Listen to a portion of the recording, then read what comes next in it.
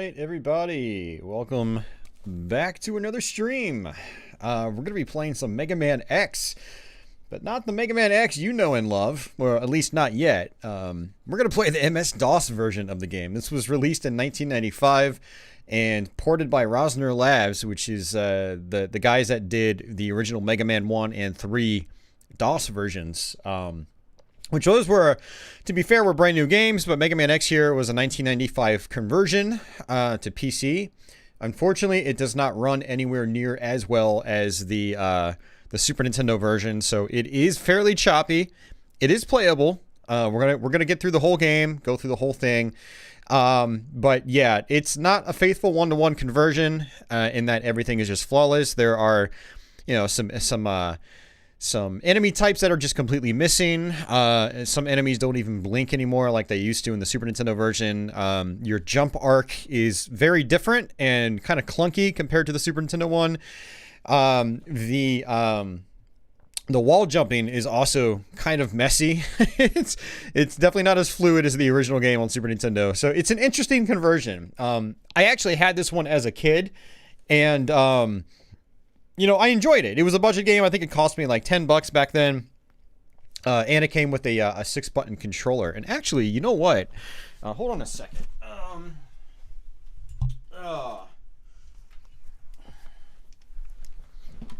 Patchy with that super chat already. Thank you very much, man. So yeah, check this out.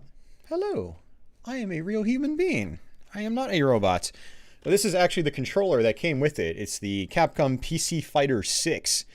And I remember these not lasting too well. They do feel very cheap, but these came bundled with versions of Super Street Fighter 2 as well as Mega Man X. They had a larger big box with, you know, the bottom part housed the controller in sort of like a window. So when you were shopping at the store, you know, this was front and center. So yeah, pretty cool. I actually have the controller. We're not actually using this controller because we're not on an actual PC today. I have my Windows 98 machine right here, actually, and my Windows 95 is over there. But Mega Man X crashes out on both of those. I beat the first level and the game just goes kaput, crashes back to desktop. So what we're using right now is the MiSTer FPGA, which is an FPGA platform, and there is a 486 core on the MiSTer, and which replicates you know, 486 processor running at about 90 megahertz. And since the MiSTer takes USB controllers, we're using a PS1 Classic with this game today. We're going to also be using this for the Super Nintendo game after we play through the MS-DOS version, because this is the MiSTer. We also have the Super Nintendo core on it, not just the 486 core. So we're going to play both versions of Mega Man X1 back to back with this controller.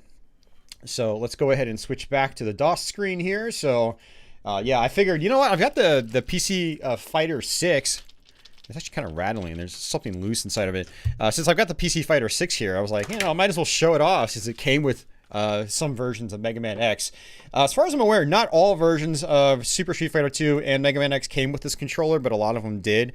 The controller doesn't seem to be super common these days, but you can still find them on places like eBay, and I don't think they're too expensive. I think mine cost me like 15 or 20 bucks, so, which isn't super cheap, but it's also not going to break the bank either. So but yeah, so yeah, we're going to play some Mega Man X on the MiSTer. Now I have a keyboard hooked up to the MiSTer along with a mouse, so I can actually operate just like I would normally. So I can run the directory command right here to see what files are in my Mega Man X folder.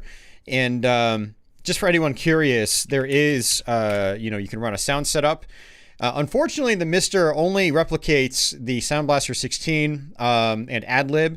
It does do, you know, like general MIDI support, but I don't have that functionality working. So the audio here is not that great, at least compared to the Super Nintendo one.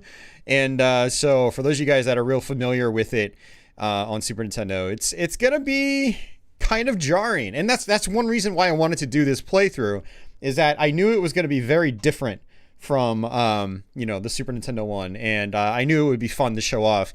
I've always wanted to show off this version, but again, it just crashes out on my Windows 95 and 98 machines, both of them, even though back in the day it worked perfectly fine on them. It's just, I guess the hardware configurations I have, it just doesn't like them. So this is how I have to play the game. I have to play through the MiSTer. But yeah, you can see my mouse is working as well. So, you know, the MiSTer 486 core is really cool. You know, you can replicate a 486 processor. And like I said, it also replicates, you know, that some of that sound hardware too, which is pretty sweet. So, but yeah, so I've already got everything configured, but just to show you what it's like, these are your sound options. So Sound Blaster 16, general MIDI with the MIDI device, which we unfortunately don't have, Gravis ultrasound. It does support the Creative Lab Sound Blaster AWE32. Doesn't really sound all that great, but it's a little bit closer to the Super Nintendo game than the Sound Blaster 16 is. I have an AWE32 in my Windows 95 machine, and I'd actually rather play the game with this, but since the MiSTer doesn't support that, I can't do that. So, yeah, Sound Blaster Pro it supports all of these basically, so which is pretty cool. You can even do PC speaker. That would be interesting. I'm not going to do that though. I'm actually kind of curious if it actually plays music with the PC speaker. I'm gonna have to try that. Maybe I'll try it after we beat the game, just for shits and giggles, you know.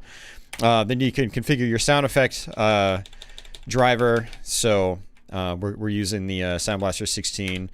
But yeah, just gonna escape out. Everything's already set. And let's go ahead and just hit done. And so yeah, before we actually jump into the game, we're gonna do the old shout outs and whatnot. So as always, guys, thank you for continuing to support my channel via places like Patreon. If you want to pitch in and help out this show and stream and whatever you want to call it, consider backing or joining up as a Patreon backer. You can get some videos early when I finally actually make videos. Yeah. But yeah, thanks to everyone that does remain supporting. My brain is crapping out right now, but yeah, thanks everybody. Likewise, thanks to everyone that's been doing super chats on these live streams and whatnot. Huge shout outs to Cafe Man, Mario Mania 05, Carl R, and Tenchi 3, who all did super chats on when did I stream last? Saturday stream. It was Saturday, right? Yeah, I think it was Saturday. We did Tyrian on PC on Saturday. That was fun. Yeah, thanks to everyone that's been continuing to support via YouTube channel memberships as well. For anyone curious about that, it's like supporting on Patreon, except you're doing it straight through YouTube itself. You do get some extra perks that you don't get on Patreon, like being able to use these funky emotes, both in my live stream and in the comment section of my videos. So people that are members, feel free to spam my videos with those emoji. That's what they're there for. So yeah, thanks guys for that. I appreciate it. And yeah, since Dad is kind of shoving it down my throat, I'm gonna do a shout out of my merch. I actually have merchandise now.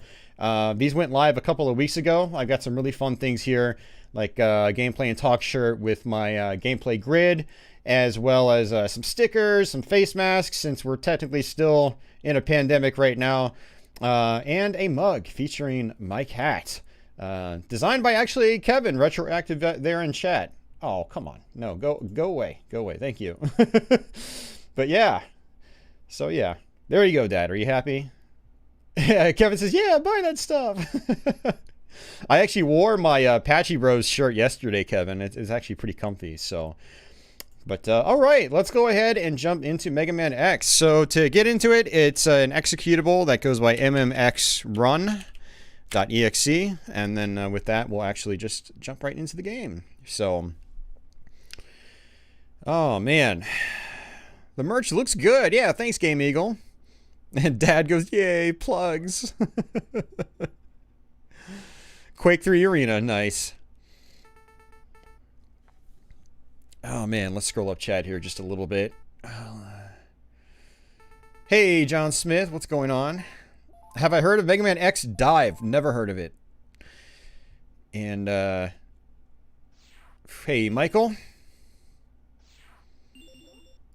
And Schmags.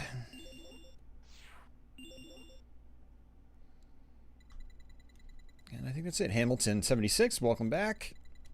Office Mega Guy. I'm not quite Mega Guy. Alright. I saw Ronnie out there. You had no idea this version of the game exists. Yep. It certainly exists. I do have a cat mug, Monolith. Oh, man. So, now, unfortunately, the sound effects in this playthrough are going to be a little quiet. For some reason, there's an audio balance issue between the OPL synthesized music and the actual sound effects. And there's not really anything I can do about that, unfortunately. But first difference here, you'll notice there was no introduction transition. Like, there's no Mega Man logo, like flying in, no X transformation. It's just real basic stuff here. And you're going to notice stuff like that over the course of the playthrough. So I think everything is set properly. I don't need to actually change anything. You do have some speed settings here. I don't really recommend changing these. I would leave them on normal. And, yeah. So one thing that's cool about the MiSTer is that it will actually take my controller and recognize it as a standard PC gamepad that would traditionally run through the game port of your sound card. And so I'm able to actually use this controller and, you know, customize the keys and stuff like that, you know, in the game menu. So, alright. So here we go. Mega Man X for PC. So if you've never played Mega Man X before, you can just hold down the attack button and charge up. Now, one thing I've noticed about this version of the game is that your charge attacks a lot of times don't seem as powerful on regular enemies as they are in the Super Nintendo version. Sometimes enemies that should die in one hit with a full charge do not die in one hit in this one. Like this small charge here should have just cut right through this enemy in one hit, but it has a tendency of not doing that in this version. So if you're really used to the Super Nintendo version, there are going to be a lot of little subtle differences like that that are probably going to get under your skin.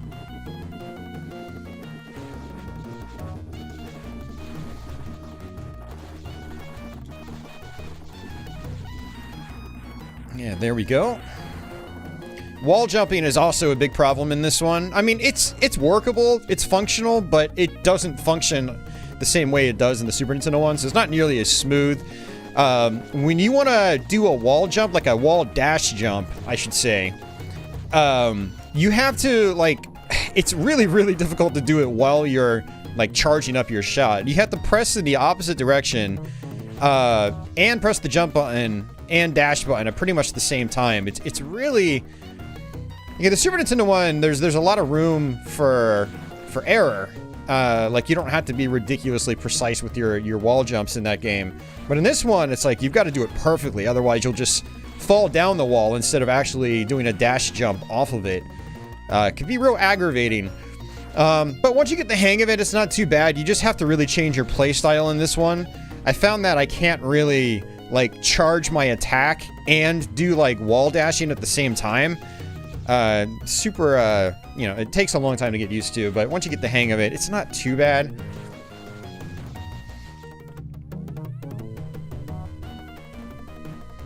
But yeah, so my MiSTer is replicating a 486 processor at 90 megahertz. So I remember this game not running amazingly well back in the day. And I have been able to run it slightly on my Windows 95 and 98 machines, which have much faster CPUs. And the performance is about the same, except that they don't slow down the way that this version slows down on the MiSTer. I guess because of the, you know, the CPU processor speed differences. So you are going to notice a lot of frame drops as we progress through this. We're not going to have like a... You know, the game runs normally at what it looks like maybe 15 or 20 frames a second. Whereas the Super Nintendo version is just a full 60 most of the time. Sometimes it slows down. But you know, this game does drop, on this hardware anyway, it does drop even lower, so... I can't get the general MIDI support working on my MiSTer. I tried it the other day and it's just not working. And the MiSTer currently doesn't support anything past Sound Blaster 16. So it's basically just Sound Blaster. Hey, Leo, what's going on?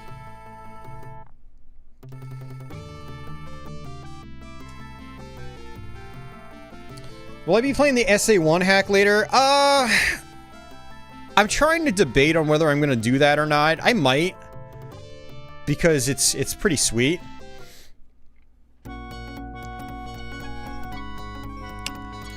All right, YouTube. Yeah, one nice improvement here, though, is that there's no more password saving. So you can just save, you know, up to 10 slots or whatever, which is very nice. Hey, Jason.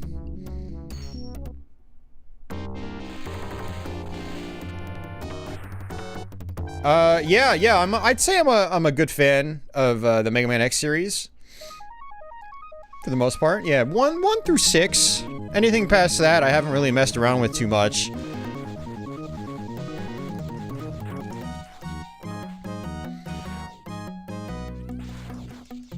Although I have a tendency of just like hovering towards very specific X games more often than not. Like X1 and then X4, those are my favorites. And then personally, I like going back to X6 a lot behind those because of some interesting mechanics in sequence breaking. The X Legacy Collection, the X Legacy Collection is not great if you're trying to play the first 3 X games. But if you want to play the second 3, X4, X5, X6, then it's worth it. The first 3 games, unfortunately, have lots of input lag. Now, interestingly, this jump is very tight in the Super Nintendo version, but it's super easy in this one. The gap isn't nearly as large. And I didn't notice that yesterday until I fired up the Super Nintendo version afterwards. Hey, Serpent Sword. Yeah, Uber Disco, I plan on going through the Super Nintendo version right after the DOS version, because this is only going to take us like an hour and a half or so. And that's a really short stream for me. So yeah, I plan on padding out the stream a little bit with the Super Nintendo one afterwards.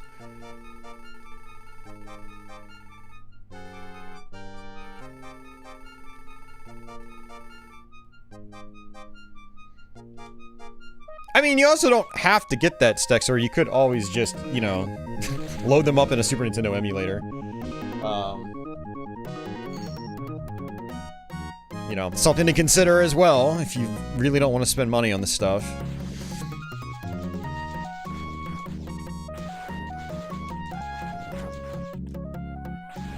Alright, so we've got the dash functionality. Or at least, you know, if you really want to support them, you know, try before you buy then. You know, fire them up in an emulator, see how you like them. And if you like them, then go buy the collection.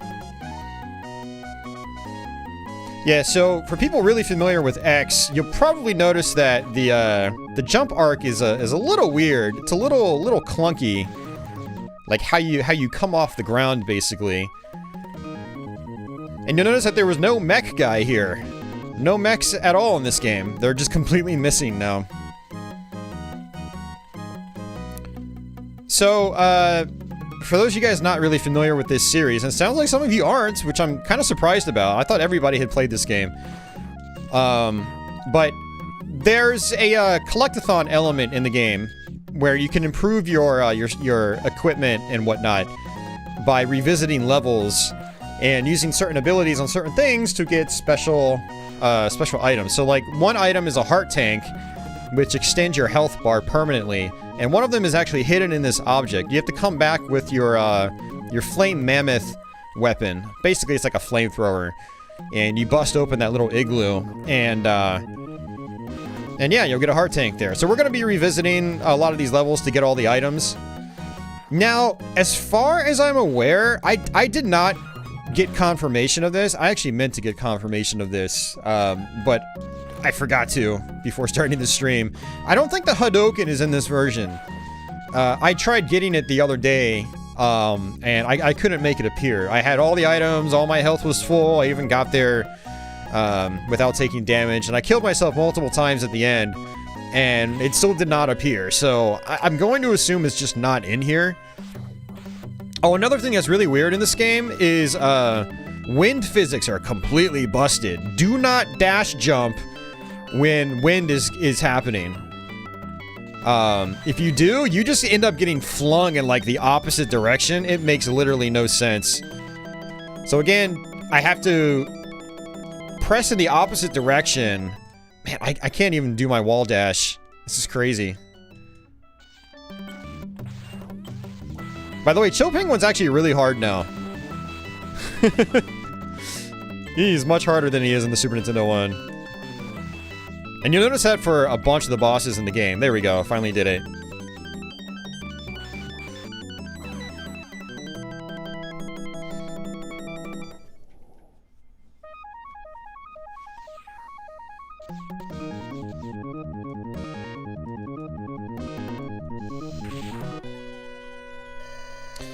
Yeah, Mega Man X4's music is really solid. I love it.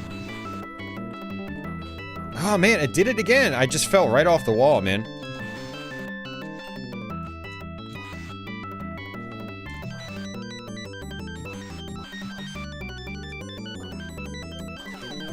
Ugh. I need to move the mic down just a little bit. My pop filter is getting in my way.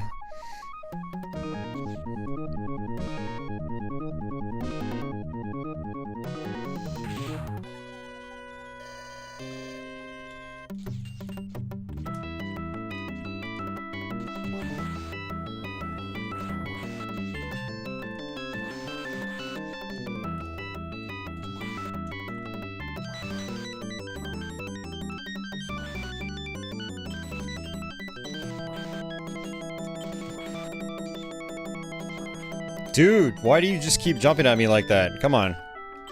Yeah, he's a real pain in the ass. We're probably gonna end up having to continue. What I might end up doing is actually just playing a different level. Getting to the point where I get my armor. He didn't even touch me. I forgot to mention the hitboxes in this game suck. Yeah, I got a game over. Wow, we're gonna have to do that level again. You know, it's not the end of the world, actually. Well, actually, it kind of is, because I can't get the heart tank on Flame Mammoth's level without killing Chill Penguin. That's not entirely true. I could probably get it with Boomer Kawanger's weapon. Oh, that's frustrating, man. Alright, well, you know what? We're gonna do Armored Armadillo. I think I can do him without having any special weapons. It's kind of a long fight because of his armor mechanic, but we'll make it work.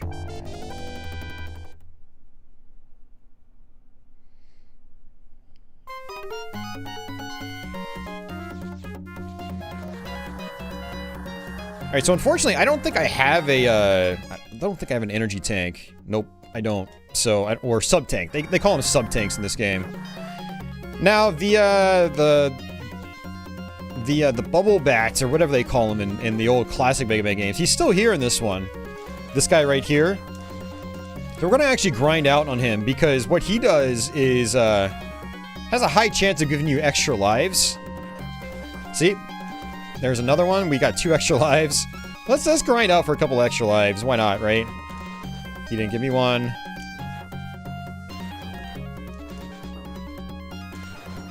Yep, there's another one.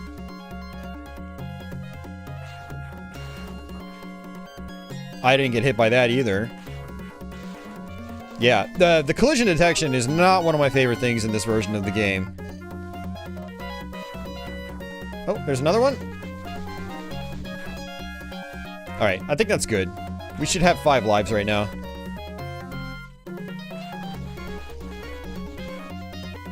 Yeah, and as I notice differences as we play, I'll point them out. I'll continue pointing them out for people that maybe haven't played the Super Nintendo one in a while.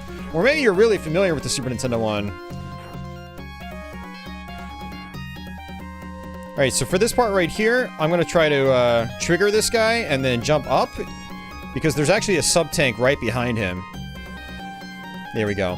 So how the sub-tanks work is as you pick up health pellets, it actually gets attributed to your sub-tank. And it's basically reserve energy. And you can have up to 4 of them. Now I'm going to go ahead and just let this guy do his thing. There's nothing here I really need to get. And it just dies. It falls off into the spikes.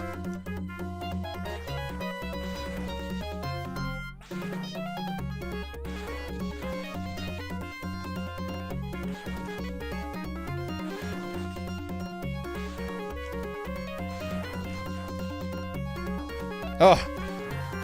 Yeah, your jump arc is so wonky compared to the Super Nintendo one.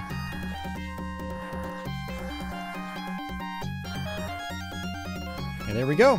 Alright, so right here, I need to pound my fire button really fast.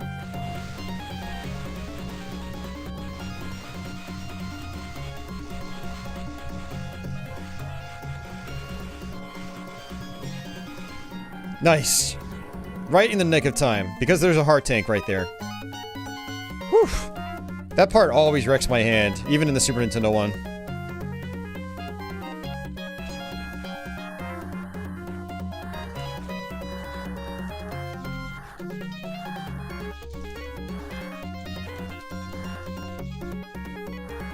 So this is where the Hadoken would be, but again, I wasn't able to make it appear in this version, so I don't know if it actually exists or not. If anyone watching or watching on the archive later on knows, please post a comment and let me know.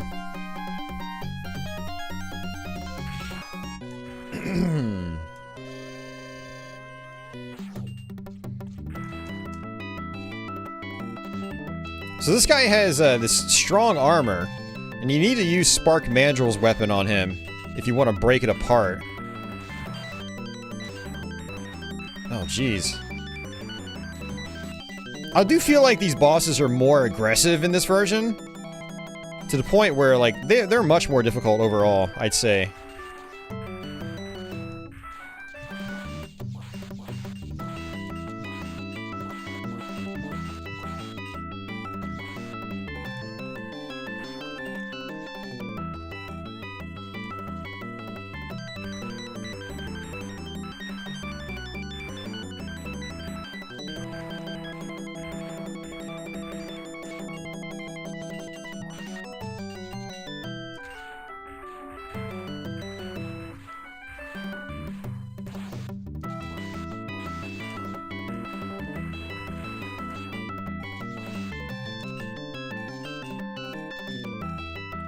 I think I can dash on... Nope. It's trying to dash, but...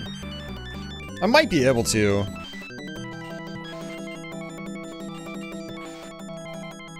I don't know if I should use my, my sub-tank.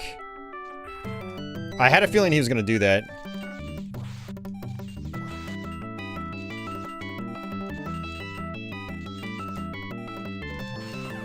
Shit.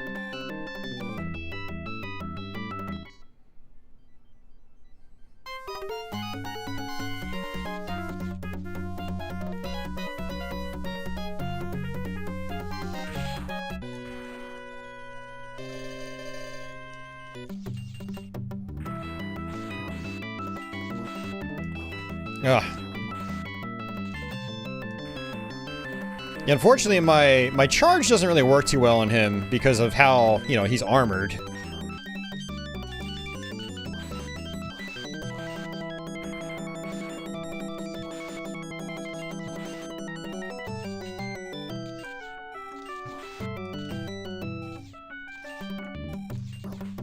God, man, it's such a pain in the ass.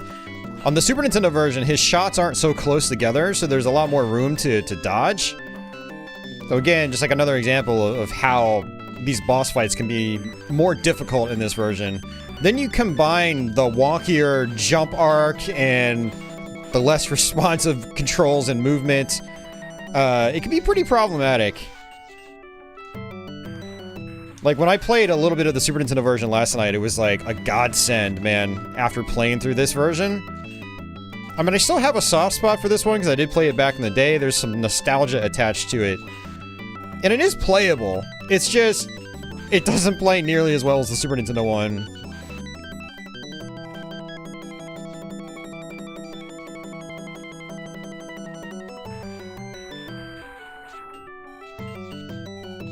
He just blocks so much, too.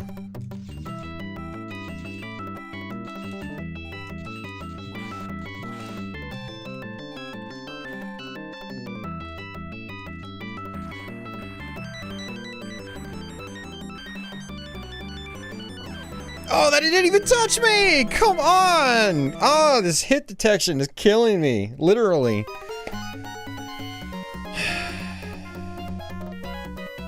Oh, you can only get it by using a cheat code. Interesting. Hey, Adam. Do you know what the cheat code is? I'm kind of curious. I'd love to try to get it working.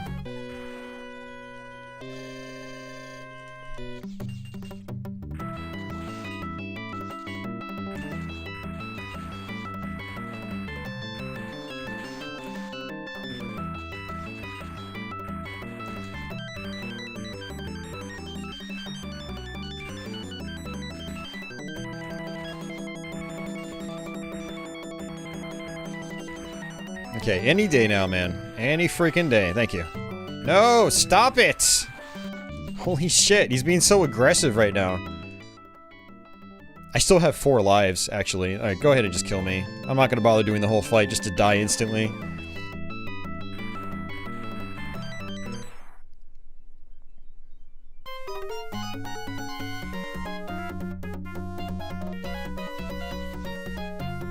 Yeah, composite through a retro tank is still gonna be messy, unfortunately. I highly recommend getting some better video cables and not relying on composite, unless you're playing a system that can only do composite. But if you got a system that can do, say, S-Video, or Component, or something like that, then I definitely recommend that.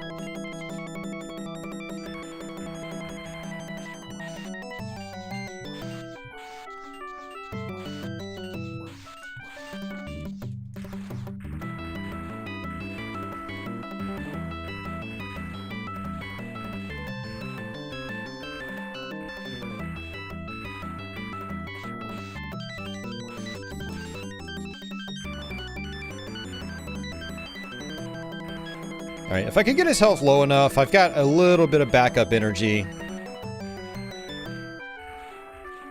So this is not how I recommend fighting this guy. I recommend going to Spark Mandrill first. Then you can use his special on this guy. You do a lot more damage per hit, and you knock off his armor. And then he can no longer block your shots.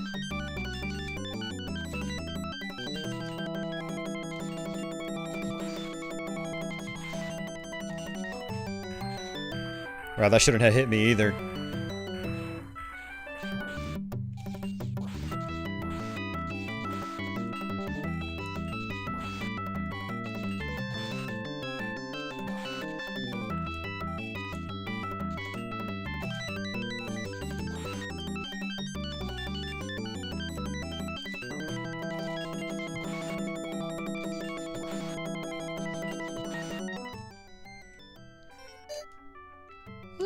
That should be enough. I hope.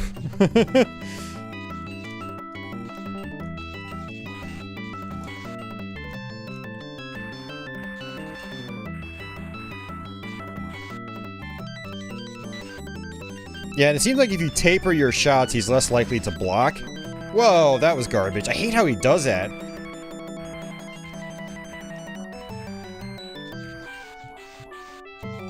Oh, Jesus.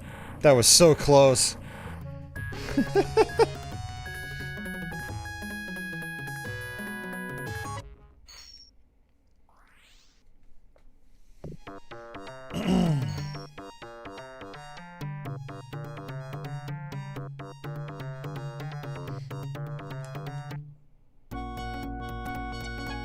All right.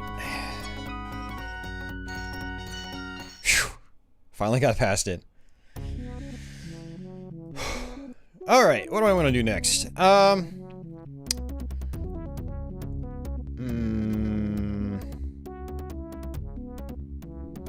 We'll do Storm Eagle, because I don't need any special equipment here to, yeah, I don't need any special equipment to get all the goodies, so let's get some goodies first. Thanks for the GG. I mean, I don't think the faults that this game has are good by any stretch of the word, or any stretch of the imagination, but I do like the added challenge in a way.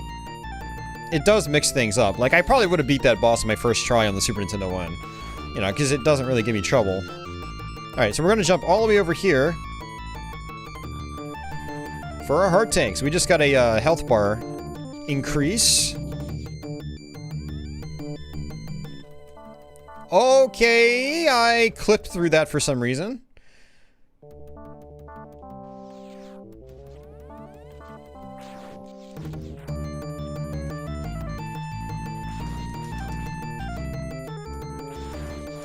You can blow these things up too for some goodies.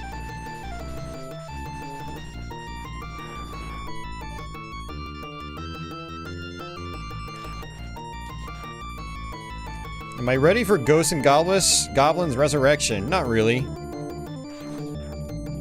I've got too much other stuff on my plate right now. And I'm not sure if I'm going to buy it right away. My friend on YouTube here, Diamond Long Plays, he actually bought it and beat the game. He said it was terrible. Although, he says a lot of games are terrible, so I don't know. I have to look at my finances to see if I can even buy it. I might not be able to. Which might be a good thing. Might force me to hold off for it until it hits Xbox One in June.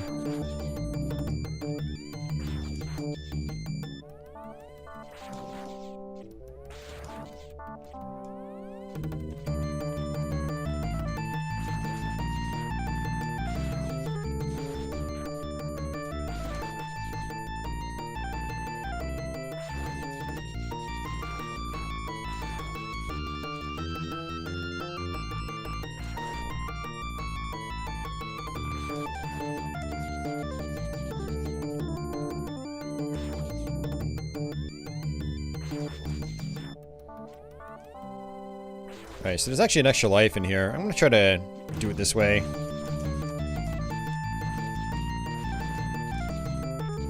I don't trust the wall jumping in this.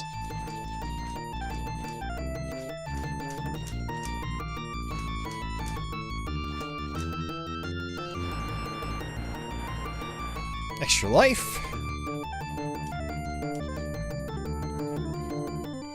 Alright, so we got the sub-tank, but then we come over here, we can get ourselves an armor piece, which is the helmet. And the helmet will actually allow us to bust through certain blocks, which is actually really good for Flame Mammoth's level, because then we can get the arm cannon upgrade. Typing X stuff when in-game. Not sure how it works, but it gives you basically all the items in the game, armor parts, etc. Okay. I'll try that once I get everything, Chris.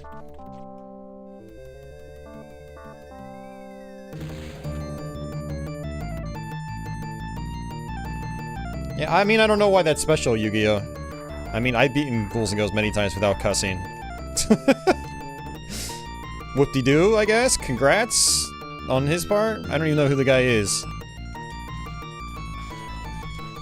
But GG, I guess?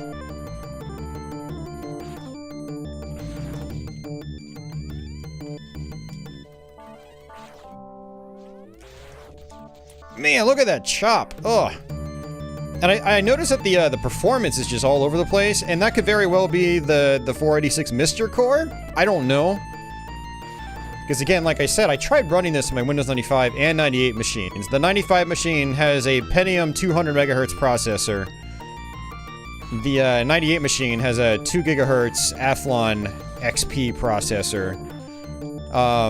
Both games do the exact same thing, crash out to the desktop after beating the first level. So what's interesting about this is, in the Super Nintendo one, you can actually walk off the side and get to the platform that rises up to the boss. Well, in this version, you can't do that.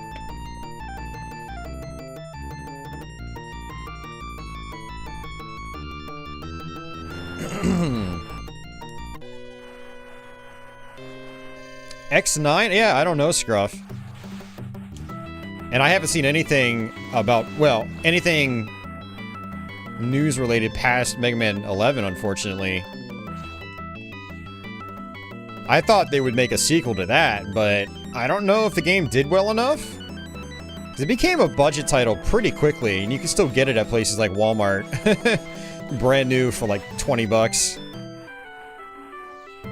So I have a new strategy for Storm Eagle in this version. I like to just kind of dash right by him, because jumping and attacking him is very inconsistent without taking damage, because of the bigger hitboxes.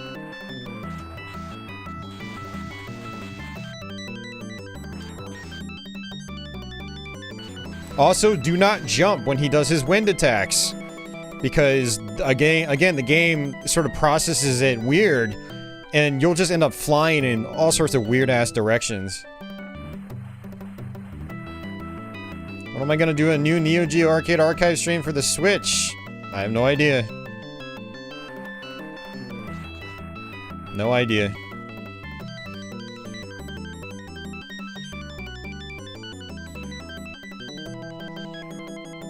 You modded a Model 2 Master System.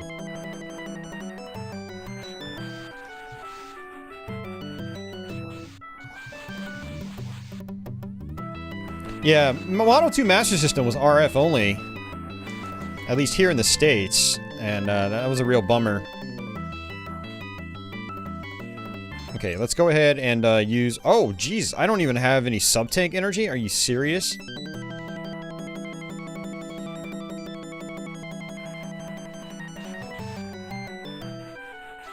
Okay, we got it.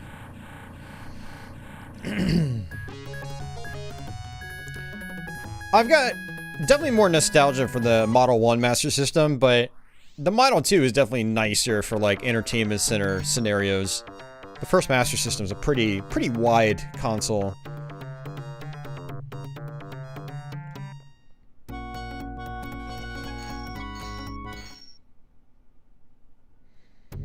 Alright, so I've got Storm Eagle's weapon.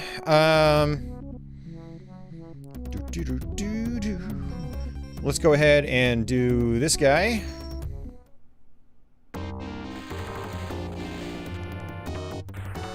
Did I play Mega Man Extreme? I have played it before, yeah.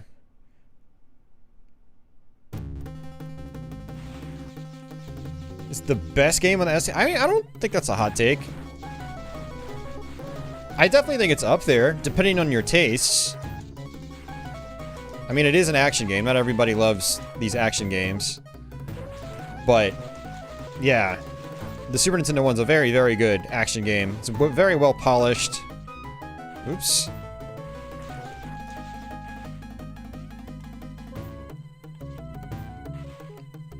I mean, he was even on the SNES Classic, which was really awesome to see.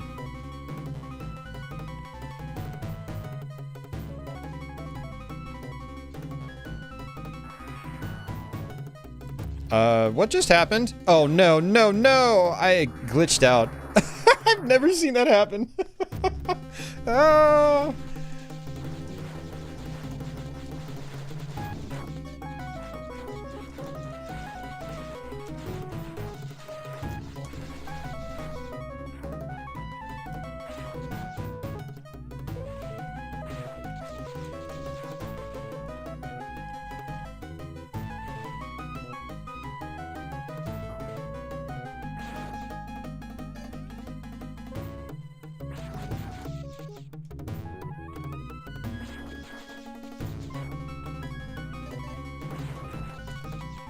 Alright, let me just get out of here.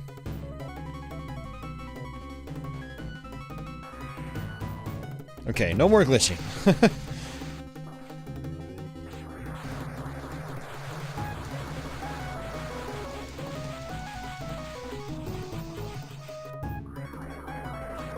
That was Interplay's logo. By gamers, for gamers. I liked classic Interplay. They published a lot of really fun games.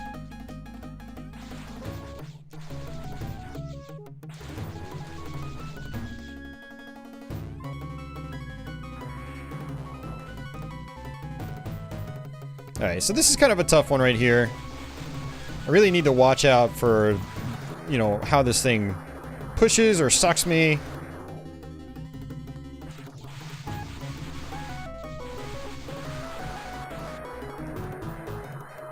I'm just gonna take my time. It's pushing me back to the left. I'm just gonna stay to the left. It's pushing me to the left again.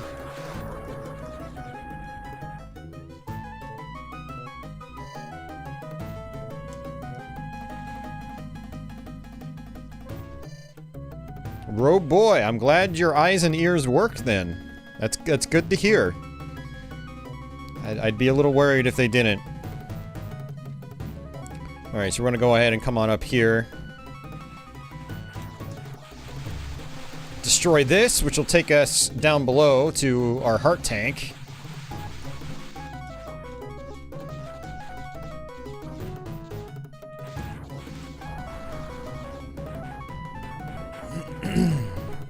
Mega Man X is Uber Disco's #1.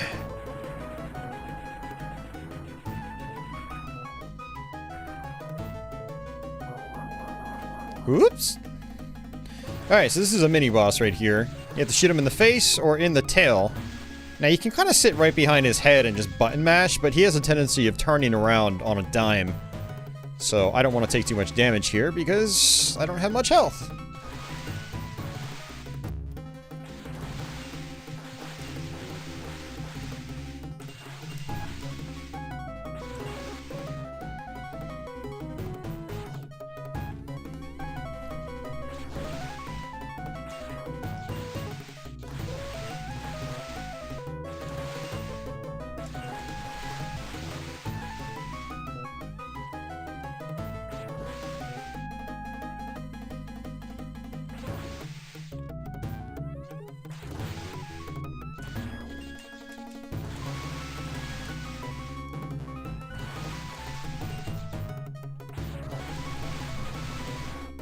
Uh-oh. Okay, good. Alright. Heart tank.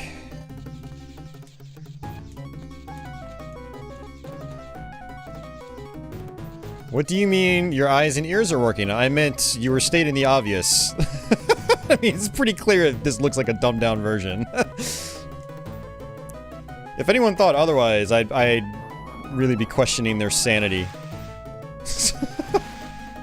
I mean, just look at it. It runs like garbage.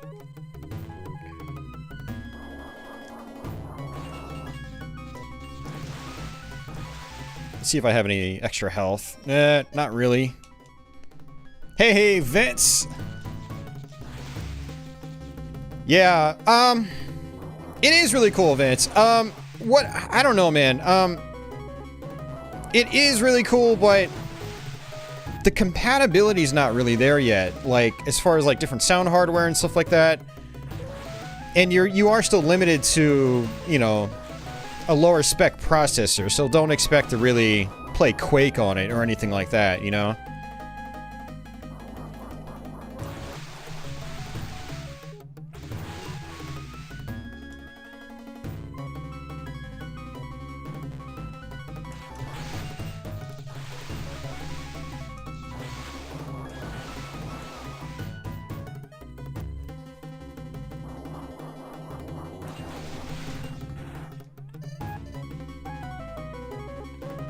But yeah, there are a lot of differences, as you guys are obviously picking up.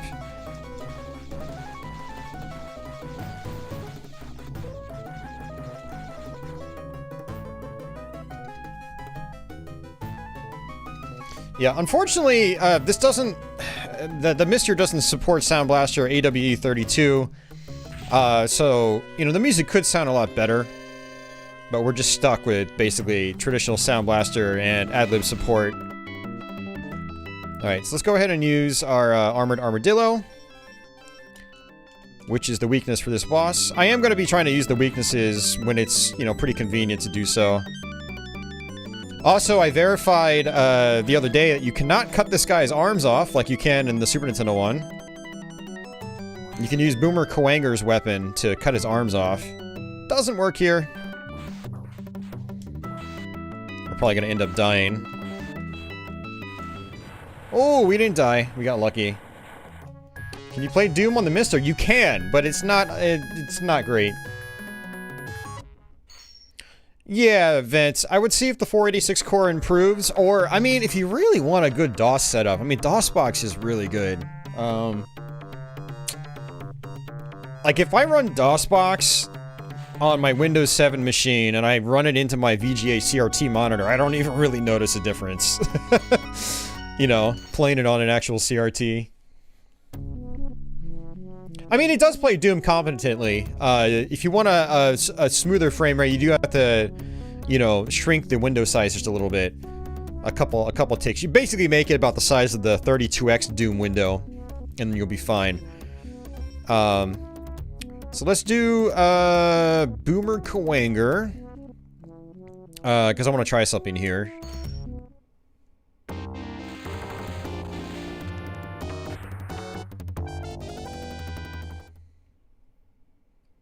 Yeah, the other thing is with the DOS core in here, Vince, is it does support CD ISOs and whatnot, but it doesn't just take you know, standard DOS files. You have to have them ripped in a very specific image type. It's all sorts of weird. And then you have to configure your autoexec.bat just like you would on a real computer to have actual CD drive support. I don't know. Yeah, definitely look into it. Ah, jeez. I noticed that latching onto ladders in this version is also weird.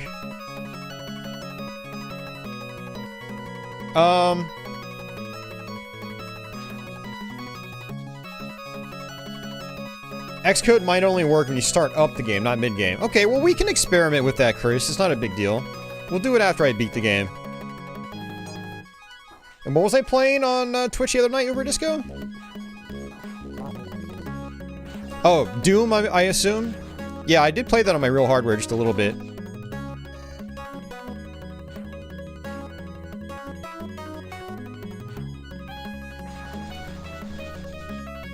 I did not see that, Dad. I'll have to check it out.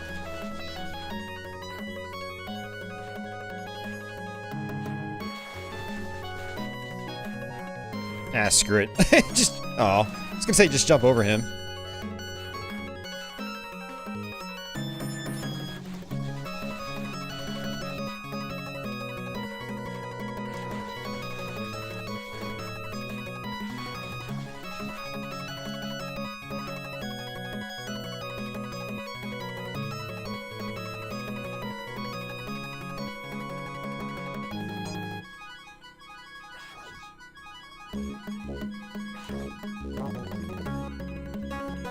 This part's also kind of tricky. These spikes will kill you in one hit if you touch them.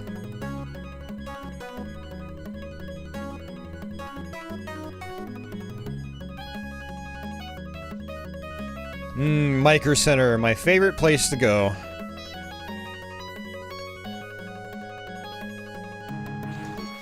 Alright, I find this part's a little clunky, so I try to take it relatively slow. Destroying each of these turrets one by one. I do want that, though.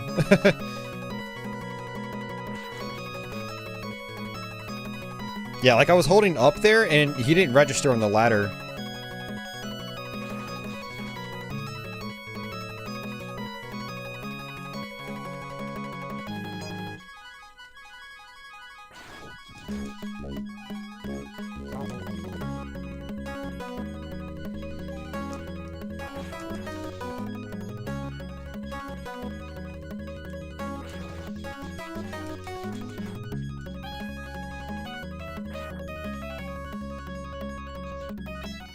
Oops.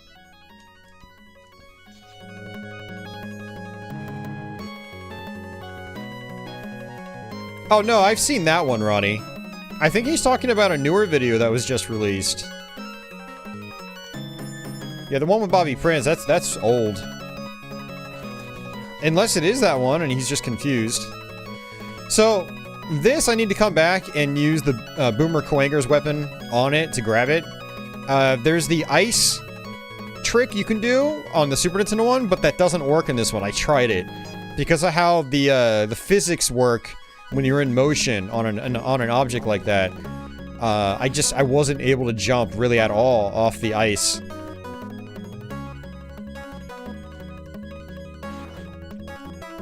Oh man, that stutter, man, it's bad.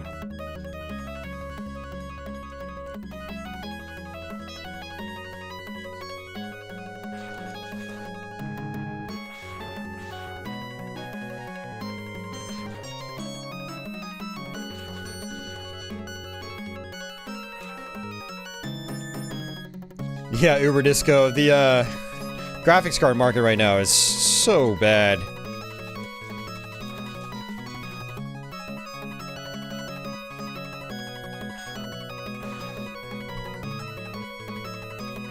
On the other hand, the CPU market, I managed to get a Ryzen 3950X over the weekend. And it seems to be doing pretty well for my encoding. I'm encoding at 12 megabits per second right now at a higher setting. And recording at the same time, and it's only using 10% of my CPU. Oh, man. Hey, Emmett. Yes, sir. It's released on MS-DOS. So I'm gonna try to fight him normally, since I have a few lives. If I can actually wall jump. Which is easier said than done. Again, these guys feel a lot more aggressive in this version, too.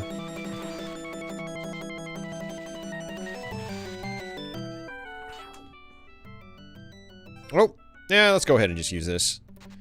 I don't have any health left. Nice.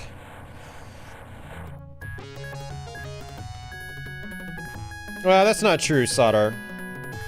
Genesis sound hardware was pretty capable in the right hands. This is how it would have sounded from a talentless hack. But if it was put in the hands of someone that did, say, like, the Street Fighter 2 soundtrack, or, you know, some of Konami's works, it could have sounded pretty solid. Mega Man 3 is playable. I actually beat that multiple times in the last couple of weeks. I'm going to do a Let's Play on it.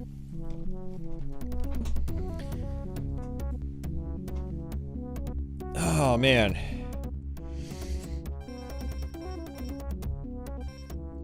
Man, what do I want to do? So, I'm going to actually do that level again. Just to get the heart tank. Because we're going to have to do it anyway. So I'll try to just rush through this.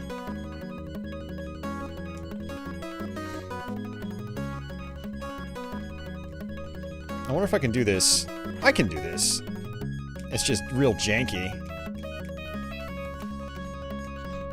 Not worth the time.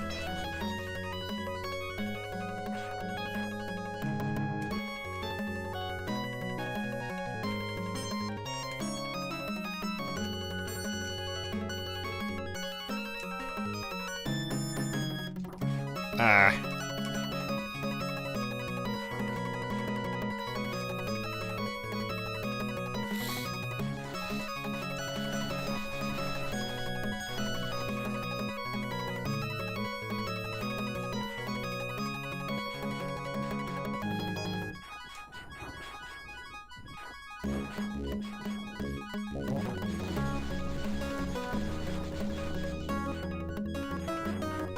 I need to grind out on some enemies too, so I can build up my sub-tanks. Maybe I'll just do that when I have all 4. Yeah, so Uber Disco, when I went to Micro Center on Saturday and got my CPU, they had like 0 graphics cards in terms of actual like modern GPUs that are worth a while. The only GPUs they had were it's just like cards no one's ever gonna want to buy. Like we're talking like $50 GPUs. Like really bad cards you're not gonna put into a modern system.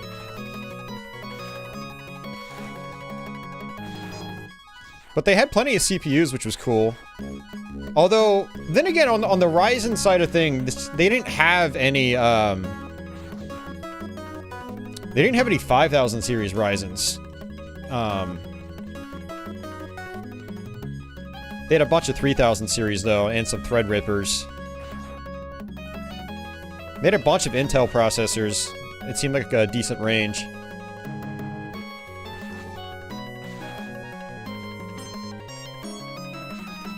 I should start mining just for shits and giggles.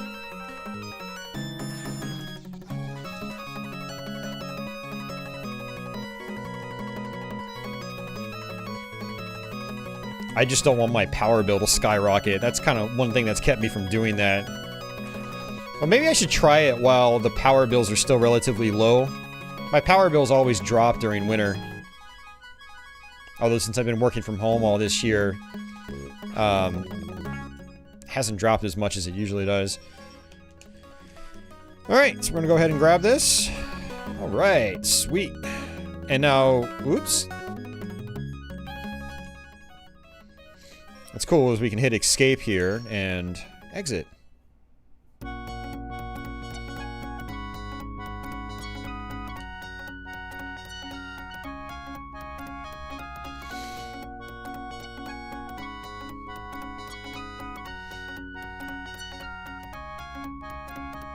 I'd like a 1080 if you're offering. Yeah, 1080 is still great if you're doing like 1080p. All right.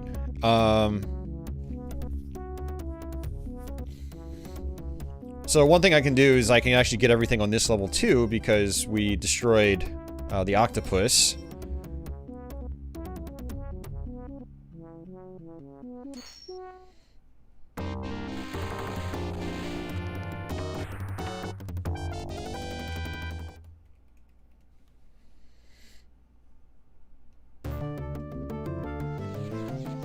I need to actually consider selling some of my side PCs. I gotta figure out what I want to do. I have a first gen Ryzen 7 build with a GTX 1050 Ti. 1050 Ti is not a very good card, but in this current market, like, I could probably end up selling the system for a decent, you know, decent amount of change. Alright, so we're gonna come on down here. And dash over here, and there we go. Oops!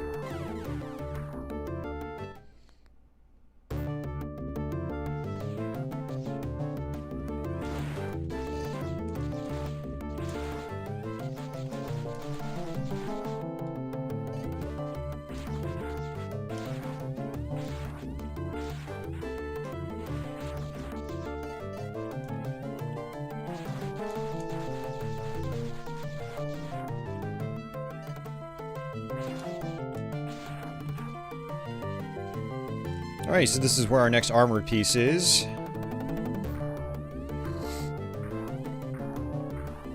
Something interesting I've noticed here is this guy actually blinks when you shoot him. He's like one of the only enemies in the game, outside of bosses, that blinks.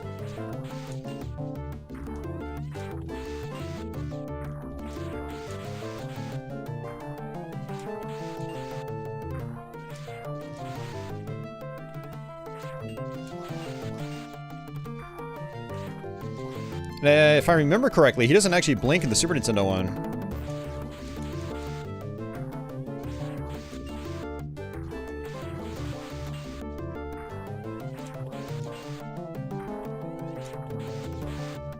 I really wanted to do a side-by-side long play of this game. I haven't done one of those videos in a while. But I realized it would be a little too difficult to try to line everything up.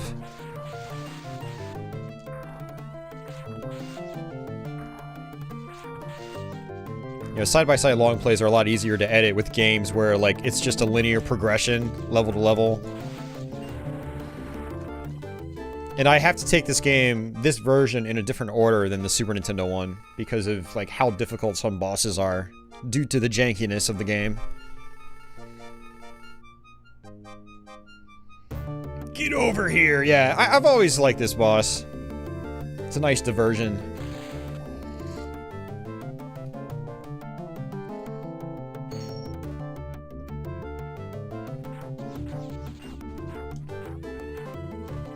RX 590.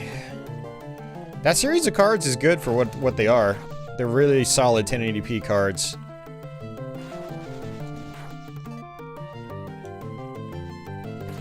I have an RX 580 in my my emulation rig. Well, emulation and / Steam rig, older Steam game rig. And I had upgraded to a 5700 XT in my main stream PC right here. And I'm streaming from today. But I was really happy with that RX 580. I didn't really need to upgrade because I don't do 4K. I don't do higher than 1080. I'll probably upgrade eventually to a, you know, higher res monitor with a higher refresh rate, but it's not high on my priority list. Got a lot of other things I need to invest in first.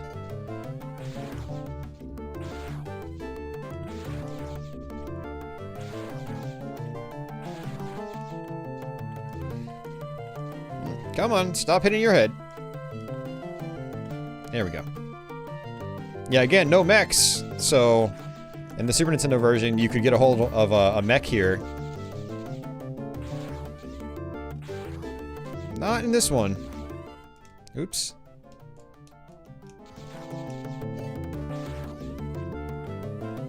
The VCS, it can run, stuff.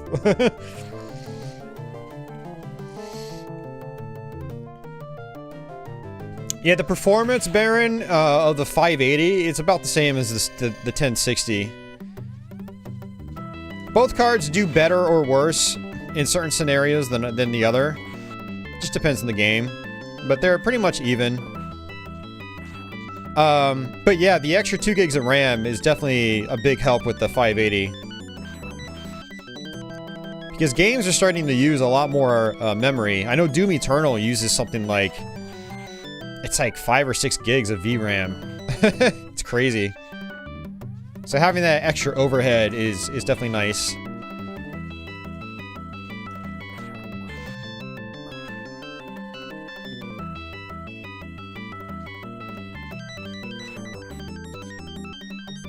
Speaking of which, I need to play the Doom Eternal DLC soon so I can stream it.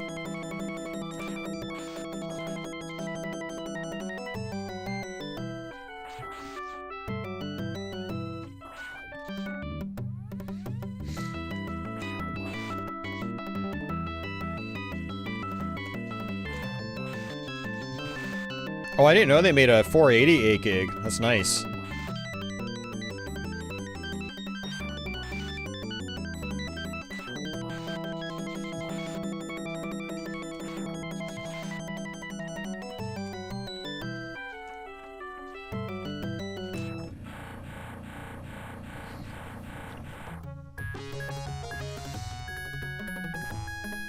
Yeah, when I built my current system, back in, you know, around April 2017, I actually bought a GTX 1060. But I was experiencing these constant system crashes. And so I had to troubleshoot everything in the system, including the graphics card. So I ended up going out and buying an RX 580.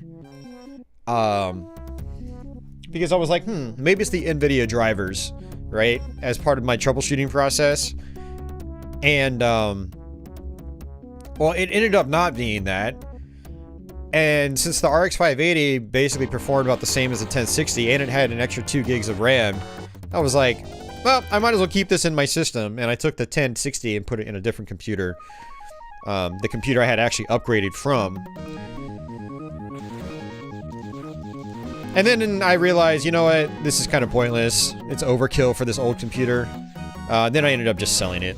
I think I sold it to somebody on like Atari Age or something. Yeah, so I ended up just, you know, keeping the RX 580 instead of rolling with the 1060. And I think it was a good choice, especially with all my streaming and stuff like that. Streaming is very resource intensive on the GPU. So it was probably a good idea. And give me a little more headroom too when I was, you know, streaming and playing games at the same time. Streaming and playing PC games at the same time, I mean. Adam's comet got eaten. What the hell?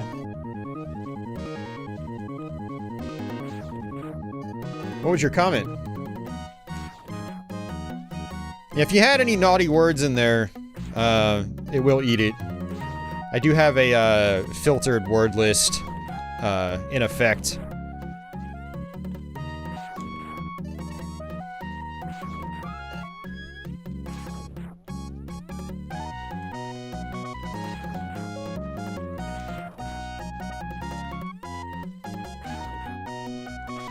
Trying to, you know, trying to build up my sub-tanks.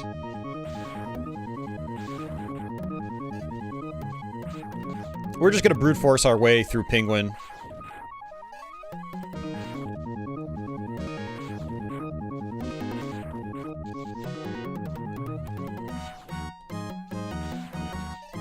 So this isn't a bad spot to grind. You just push the enemies off the screen, and then push back in, and just like that.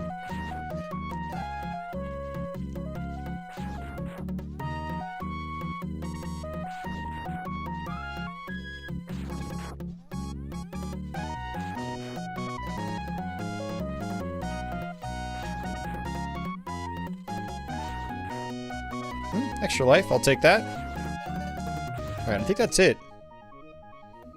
Your 580 does the job at 1440p. Yeah, I hear it does decently at that resolution too.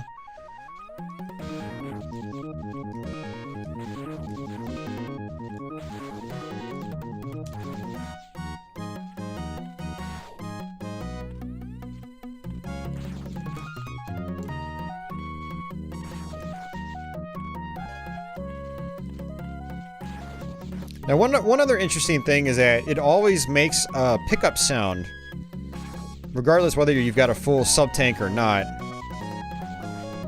So if you're used to using those sound cues as indicators on whether, you know, you're maxed out on the sub-tanks, well, you can't do that in this one anymore. Now, there is still the sound cue that lets you know that a sub-tank has become full, but it only does it when you make it full for the first time.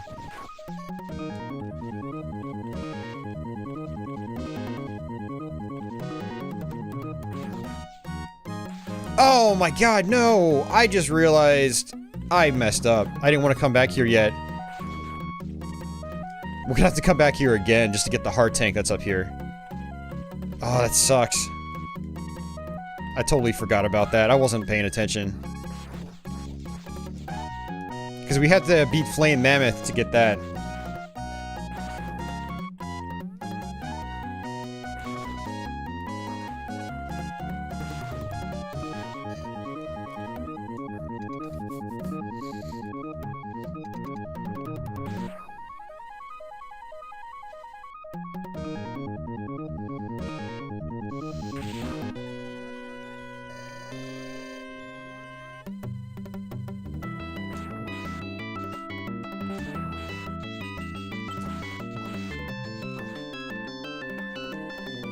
I almost feel like he's just missing that, the switch. Like, he's supposed to grab onto it, but he doesn't.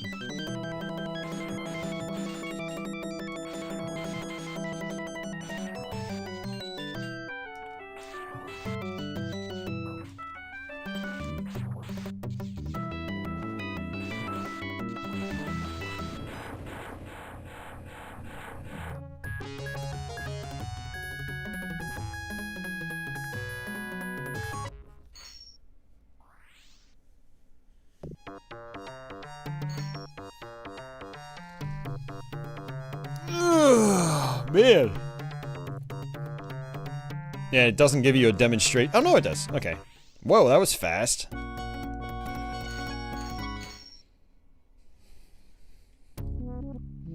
Alright, now we can do Flame Mammoth. The magic carpet skip in this game? Yeah.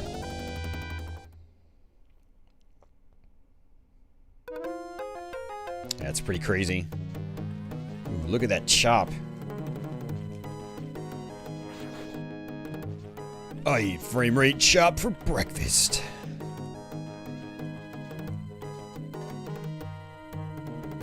Alright, so a couple things here. We're going to be able to upgrade our cannon. This is actually easier to get in this version.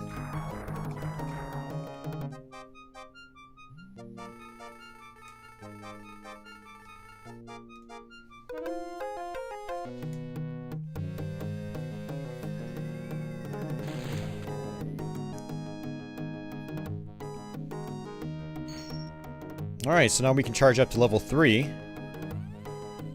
It is pretty powerful in this one. It's actually more powerful than the Super Nintendo version in some ways. This is why I wanted to do Chill Penguin first, because it freezes this lava path here. The original plan was to come here and try to use Boomer Kawanger's weapon and grab the heart tank from up top. Let me test that while I'm here.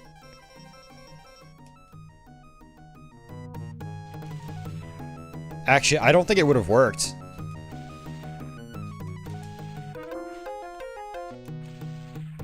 No, it would have worked. Yeah, that's the perfect height, actually. Alright, I'm gonna actually use Storm Eagle right here, just because it's a little more powerful than my basic Buster.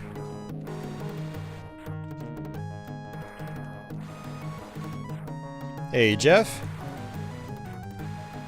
Thank you for that, Jeff. Appreciate it, dude.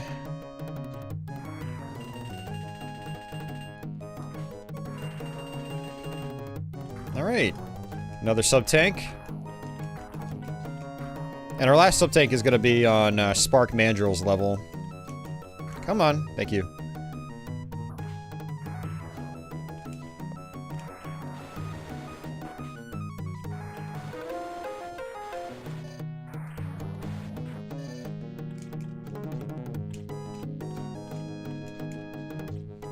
Nice to see you back in the land of social media, Jeff. I missed my goofy Facebook posts from you.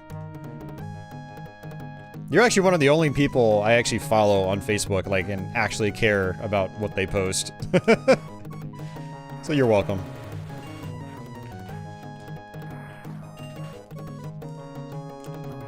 You can actually just jump over these guys if you want.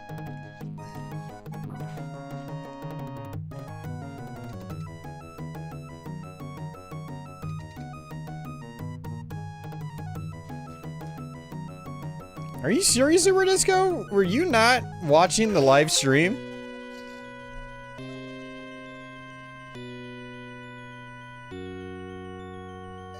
Got Brandon's attention? Nice.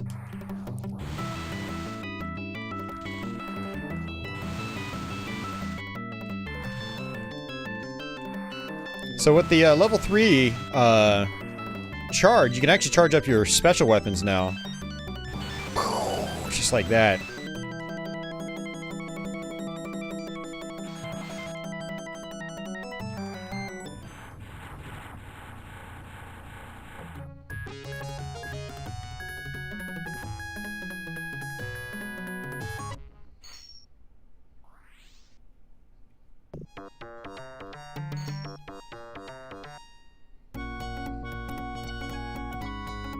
Hey, thank you very much, Mark. Boomerang Easter egg? I highly doubt it. I haven't tried. I know that the boomerang attack on the octopus doesn't work in this one. Alright, let's go get that that heart tank.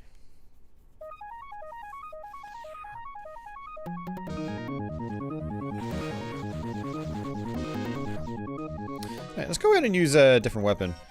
I'm gonna use Chameleon Sting because I like charging this up and then just kind of like blazing through the level because you turn invincible for a few seconds.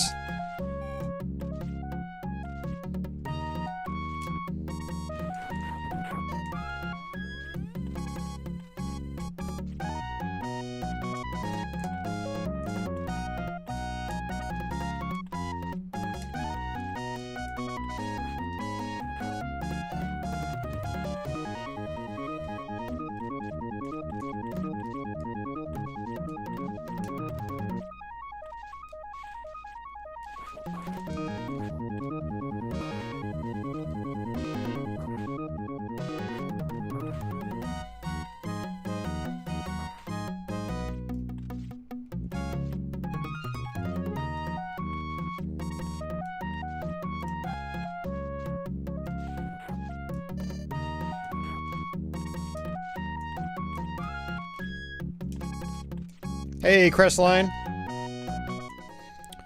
Alright. Let's go ahead and use this.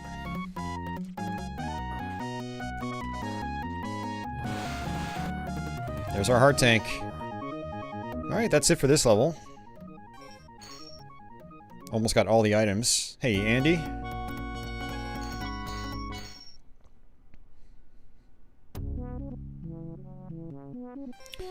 Okay, so I got everything in every level. Except this. That's it. This is our last main boss, and then we go to Sigma's levels.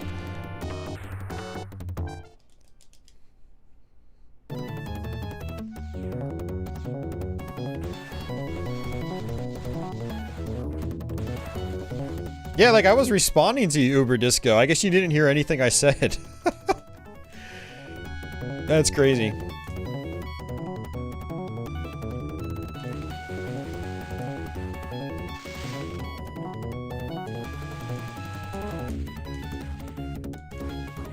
Dude, seriously?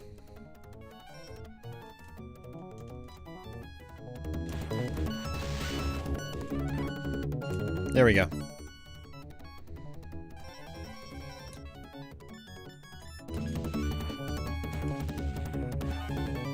Alright, last sub-tank. I want to be cheap through this level, just to speed it up.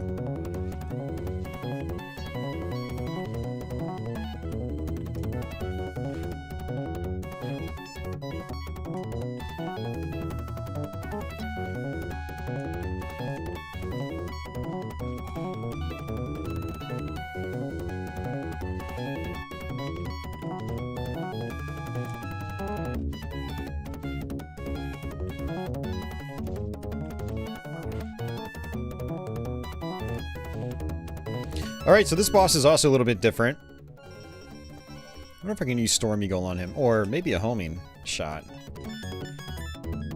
So he doesn't do his weird transformation effect anymore, and he doesn't do his lightning attack either. Oh my god, that was really easy. That's a big difference. I am using the PlayStation Classic controller, yeah.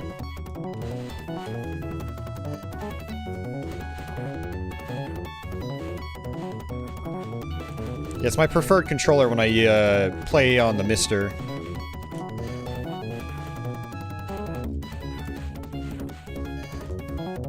At least the homing shot actually works.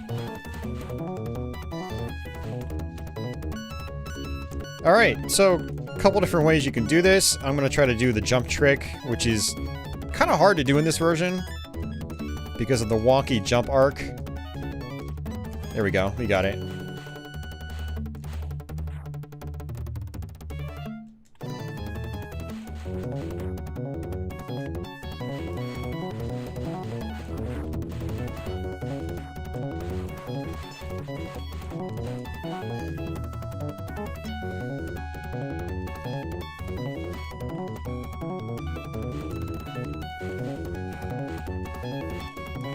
Yeah, I also have some other USB controllers. Like, I have one of the Retrobit Saturn controllers, which is really nice. I'll use that for, like, arcade stuff.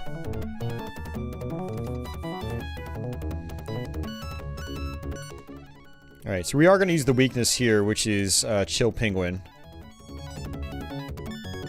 I also have the 6-button Genesis USB controller from Retrobit, which I use for Genesis stuff sometimes. I found that it's harder to stun him in this one. Sometimes it just doesn't work.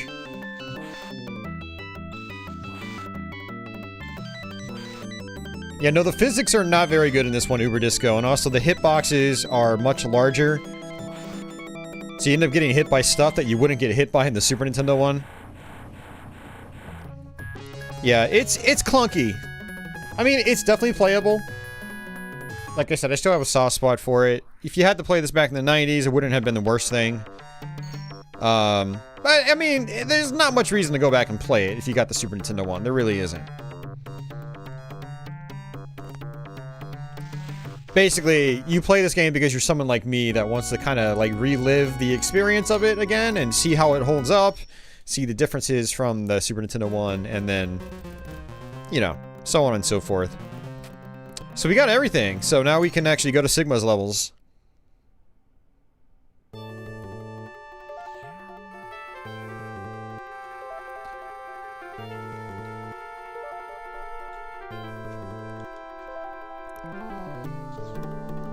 Alright, so let's do our triple charge. We can kill these guys really fast with it.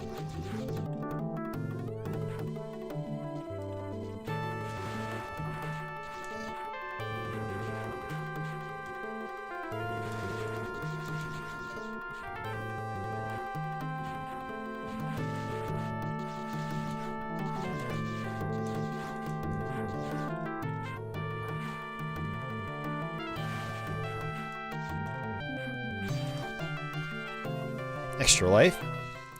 Alright, another strategy here is to use Chameleon Sting. Charge it up, use that invincibility. Because there are a bunch of enemies here that are just going to dive bomb you, and they're kind of a pain to deal with.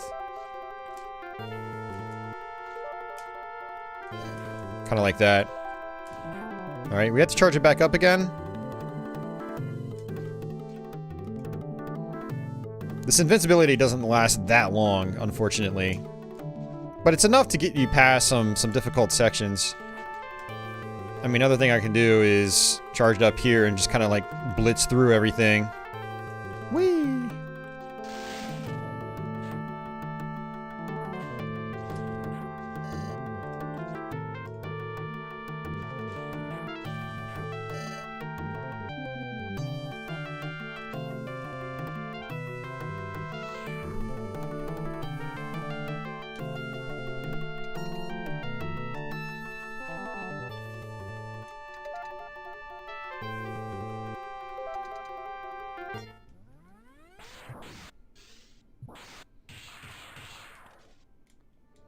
Alright, let's switch back to our main shot. A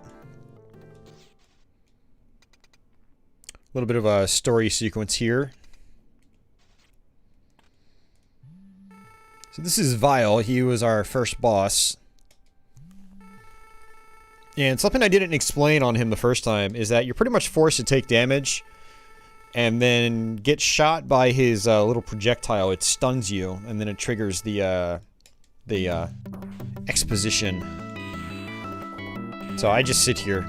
There's no point in attacking him. It doesn't do anything.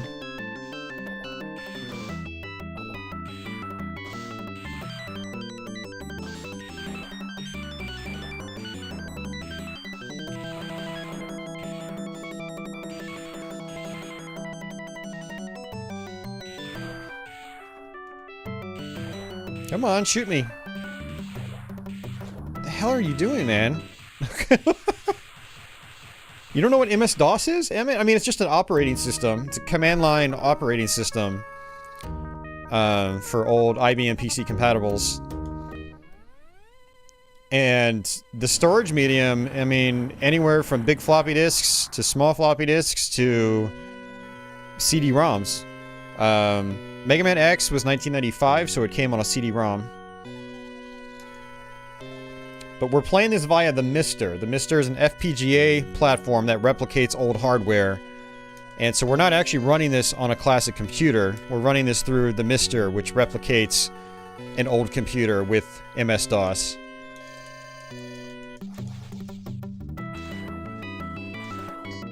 Oops, did not mean to do that.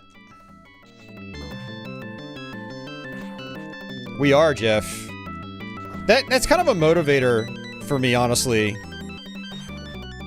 There's a lot of times where I think to myself, like, man, why am I wasting my time doing all this internet video stuff and whatnot? And then I think, like, I see so many people out there that just don't know what half this stuff is.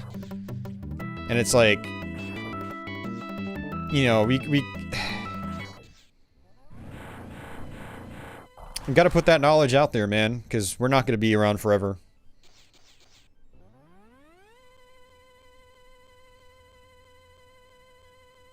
Yeah, he's like 25.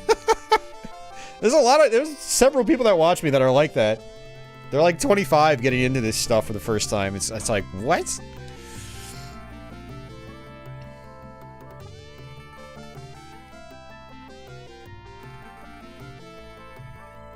Oh, nice, John.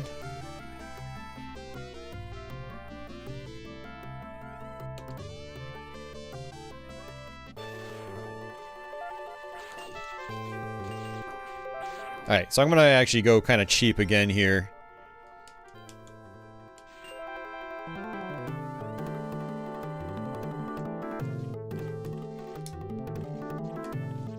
Lets me get through this section faster, but also a lot safer.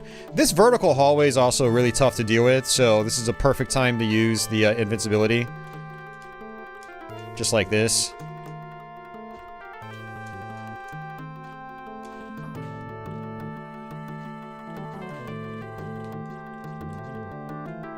There we go.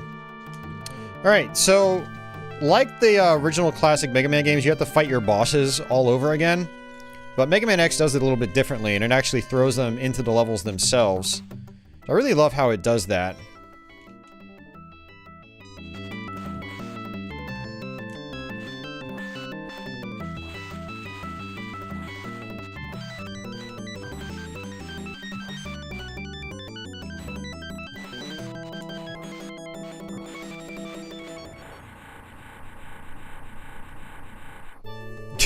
You'll totally never, ever, ever see him again. Ever.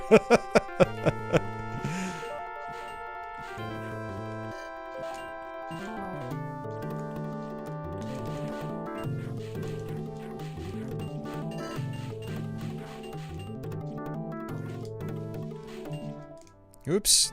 Alright, that's fine. I'm gonna go back to my X-Buster.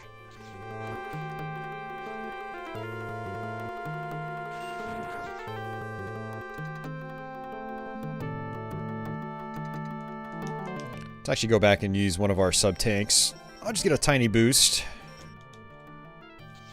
We have 7 lives, apparently.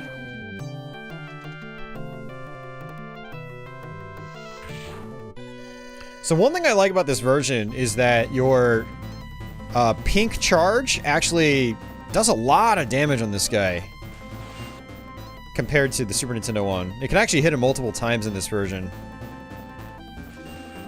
Oh, I messed that up. I didn't think he was going to do that attack.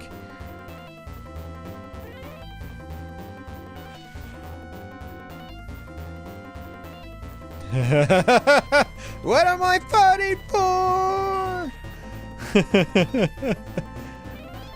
Mega Man X4, so emotional.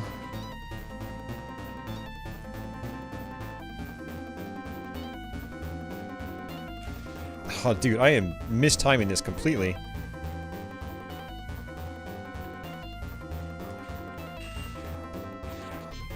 Alright, I'm not even gonna use a sub-tank, I'm just gonna go ahead and kill myself. Hey, Manfred, how's it going? Guten Tag! Yeah, have a good night's rest.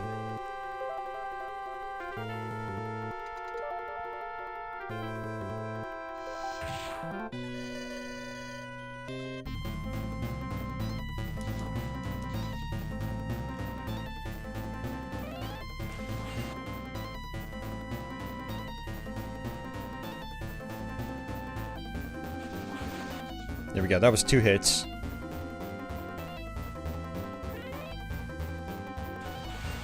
And again.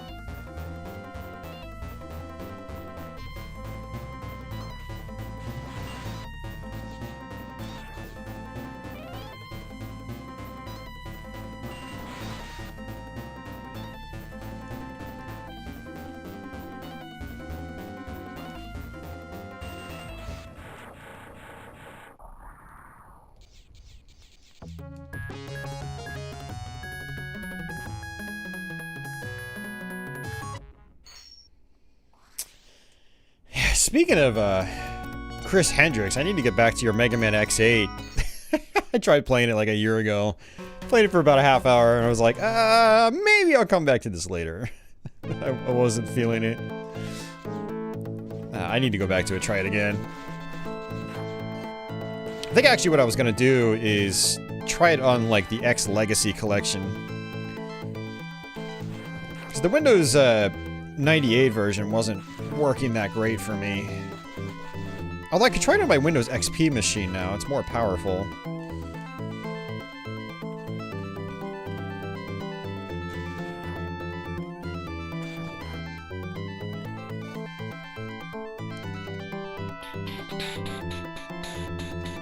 Chill Penguin! So what we can do with Chill Penguin is use fire on him.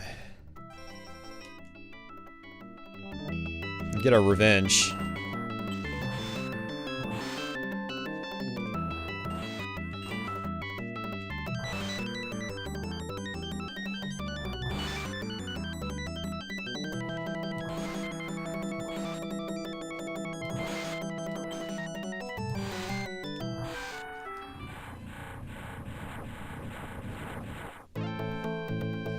I don't know why people keep calling the original Mega Man PC games abominations. If you guys understood like the landscape of PC gaming at the time, they were solid little platformers. Yeah, they couldn't compete with the NES games, but they're perfectly playable games. I relearned both of those games in the last couple of weeks, and I can run through them consistently. Like, again, they're perfectly playable games. You just have to not suck. But a lot of you guys would just rather wallow in your suckage and just call them abominations because you're terrible at them.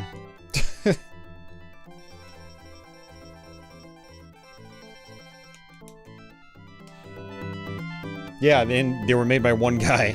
Exactly. I mean, it's not necessarily in it, like, a good excuse to let games like that slide, but the fact that they are playable, and honestly, in my eyes, pretty fun for 90, 91, or whatever, whenever the first one came out.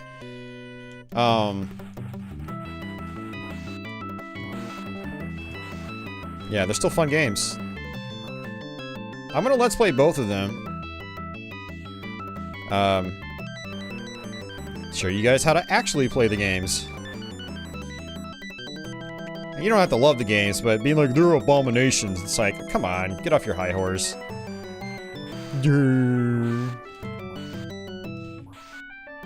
Hey, Jet, thank you very much. I appreciate that. I'm glad you're enjoying the stuff.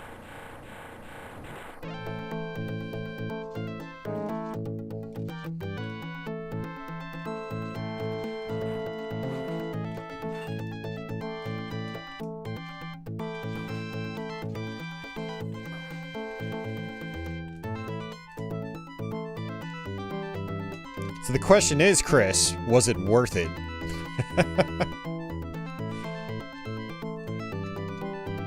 Sin City beat X8 twice! Once on PC and once on an emulator. Nice. X8 might grow on me, but it's your least favorite in the series. Wow, you like it less than X7? Damn. See, now you're making me not want to play the game at all.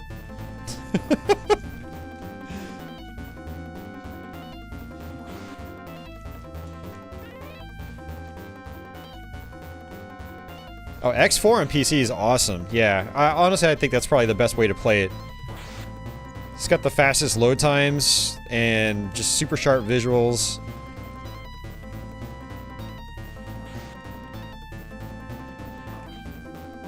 Yeah, I have a live stream archive of X4 on, well, actually all the versions of X4. PC, Saturn, and PS1. And my Saturn one is actually a full Let's Play of it.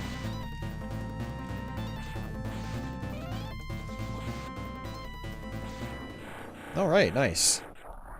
Yeah, me too, Tenchi. Me too. I hated X6 at first, but... probably about 4 years ago, I started to learn it. And yeah, ended up really enjoying it. Well, yeah, the Saturn version's got a lot of, like, transparency issues. You know, it uses dithered effects as opposed to actual transparencies. The only improvement, or I should say, the only thing the Saturn version does better than other versions is the heatwave effects, which is available at approximately 2 parts in the game, and that's it. Everything else is superior in the other versions. Yeah, you should Uber Disco. Hell yeah. It's a great idea. Hey, liberal arts guy.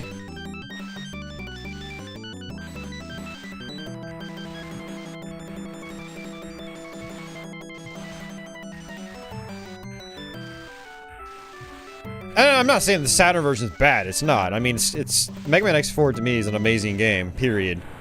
The Saturn version was the first one I ever played. I actually got it, the US version, when it was relatively new. Yeah, you like X7 more than A, but not by much. Okay, fair enough. That's funny. Alright,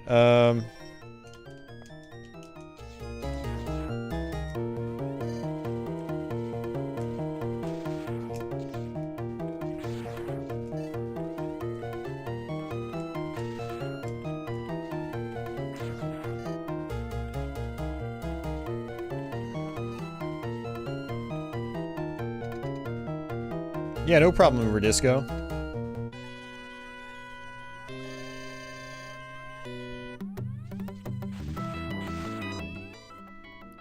Alright, so boomerang cutter. What we want. Oops.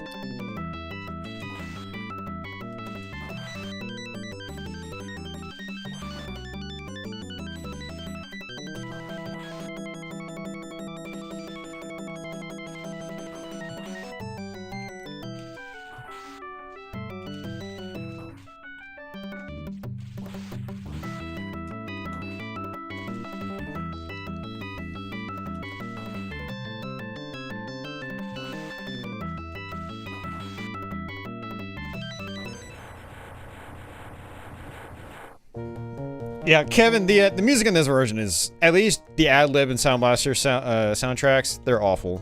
They're not. Very few redeeming qualities.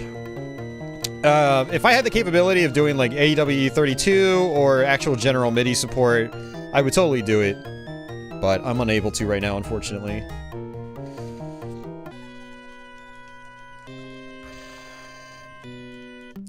So Uber Disco, I mean, there are ways to force like 240p on a machine like that.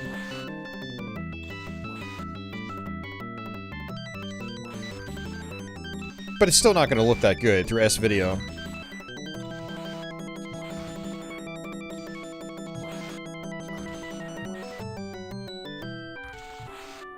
Saturn versions of Mega Man have exclusive artwork in the game box? I'm not really sure what you're talking about. I think the PlayStation version in Japan has the same art as the Saturn one.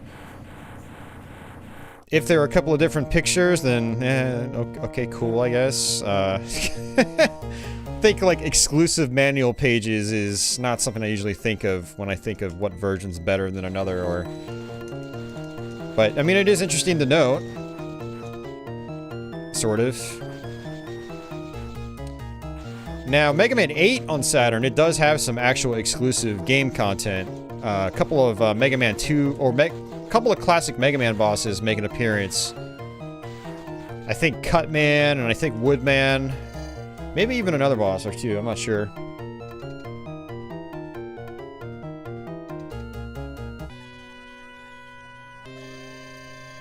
Where am I going to play the new Ghosts and Goblins game? Well, it's only on Switch right now. So I would play it there. I don't have it yet, though, and I don't know if I'm going to buy it soon. I suspect I probably will, but... I dropped a shit ton of money on a new CPU over the weekend, and so it's like I really should curb my buying habits completely.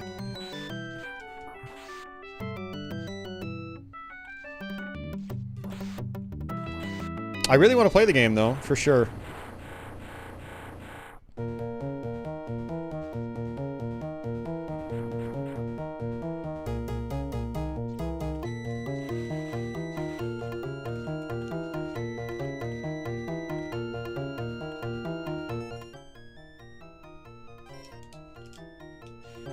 Let's charge up. Oh.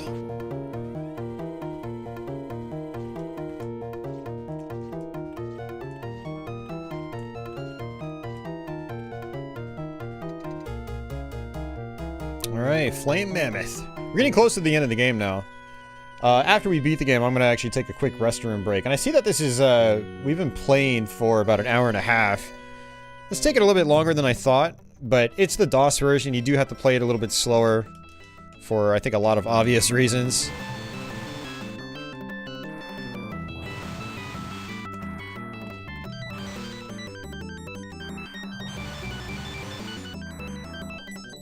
Oops. No, did not mean to do that.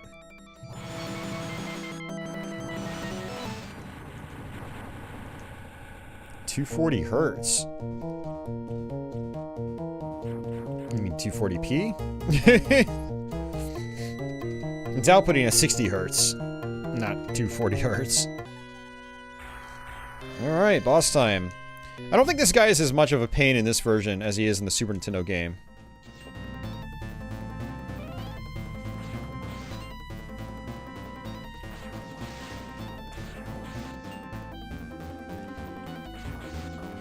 No, it's not a bad looking DOS game.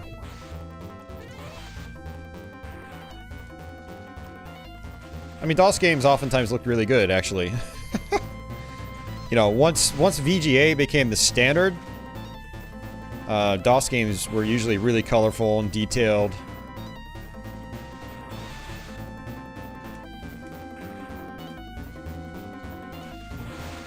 And, you know, DOS PC games had a tendency of being a lot more detailed than, you know, a lot of your console games at the time, because there weren't really as... It wasn't really as much in the way of, like, memory limitations that you would have with the consoles, you know? Like, storage limitations in particular.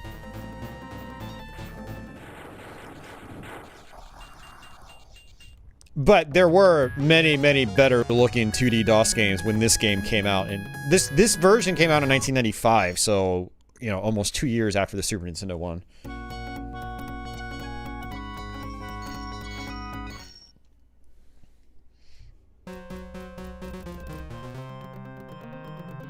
Well, no, PC... so, IBM PC compatibles. I mean, there are different forms of personal computers back in the day, you know. But PCs, generally, IBM PC compatibles. But you had Macintosh computers, which were, you know, they had higher resolutions and could look really nice. You also had, like, you know, Atari ST and Commodore Amiga, stuff like that. The PC didn't really come into its own in terms of gaming until... you know, the early 90s, basically. The hardware had to catch up. Sound cards became a thing in the late 80s. And, you know, most games didn't start taking advantage of those until, you know, 90, 91. VGA graphics cards, which allowed for 256 colors. Weren't really much of a thing until the early 90s either. So a lot of games prior to that just used 16 colors or sometimes 4 colors. So EGA or CGA. But once, you know, the hardware started catching up and the hardware started advancing much faster, you know, like MIDI devices became, you know, much more common than wavetable sound cards. You know, things started evolving at a much faster rate. Yeah, arcades were still the most cutting edge up until about 2000 or so. Then after that, arcades kind of started to lag behind.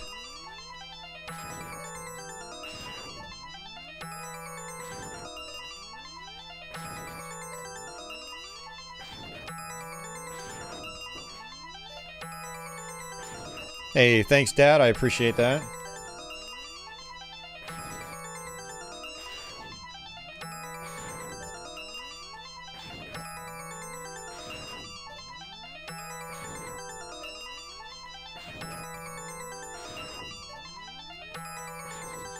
All right, let's see what we're at. All right, maxed out energy.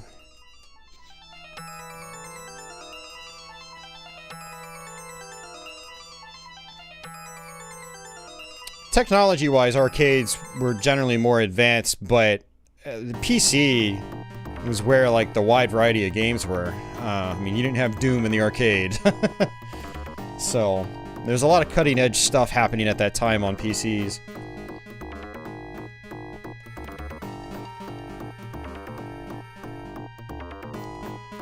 Some did, Liberal Arts Guy. Yeah, like, I believe Tekken 4 was one of those systems that used that architecture. Some of the older Namco games used hardware that the PlayStation was based on as well. So, I mean, that was common in arcades in general. Did you know that Area 51 and Maximum Force in the arcade used hardware based on the Atari Jaguar? And the Sega STV was hardware based on the Saturn. Or was it the other way around? I don't know.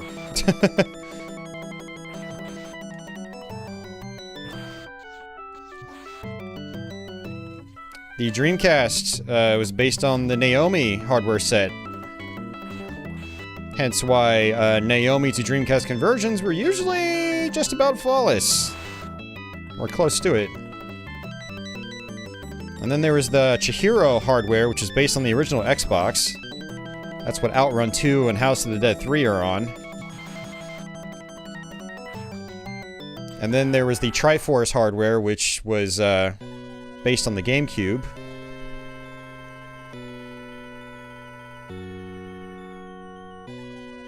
Well, the reason for that, one of the big reasons for that, Dad, is that arcades died off pretty much. Like, they took a major nosedive around 2000, 2001. And, arcades now are, you know, just a shell of their former selves. And it's kind of because the market just kind of forced them to be that way. People just lost interest. Consoles became much more powerful. The internet became much more prevalent, so people had less of a desire to go out of their houses to play games with people. They could just play them on the internet.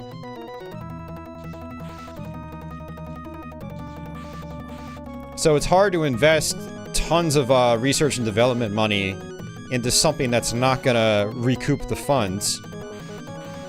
So, you know, there are still some arcades out there surviving, but a lot of the experiences have become much more gimmicky, much more about the actual physical experience, as in, like, you know, having machines that you sit in and they rotate around and they have all sorts of haptic feedback and stuff like that to enhance the experience. You know, arcades now are a little bit different from what they used to be. Yeah, me too, Baron.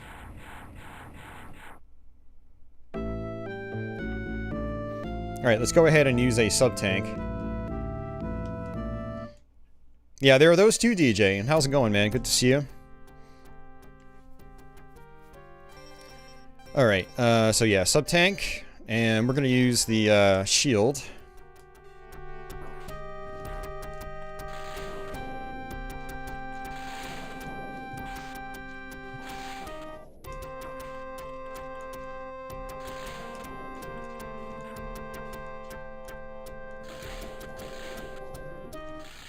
Ah, what am I doing, man?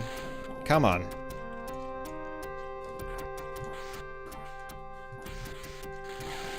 Oh, no! You gotta be kidding me! I got crushed. That was bad.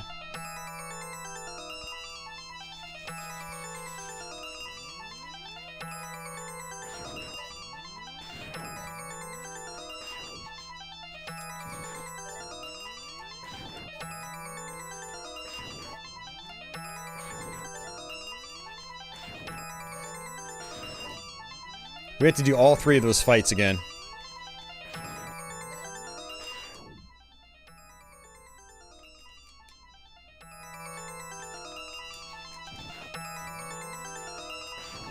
Yeah, that sucks because when I beat this game the other day, like, I had no problems with the last form. But it's all right. I've been up all day today. I had to work all day, and we got some new guys at work, so like I had to train them all day, and it just kind of wore me out. And I only got a couple hours of sleep last night, so it's catching up with me. But it's okay. Not a big deal. Super Nintendo Mega Man X is going to be a lot smoother because, well, the game plays a hell of a lot smoother. It plays way smoother. I think, I feel like... I can't remember what works in this guy. Was it fire? Let's try it. No, not fire. Maybe, Chameleon Sting? Nope. I doubt it's homing.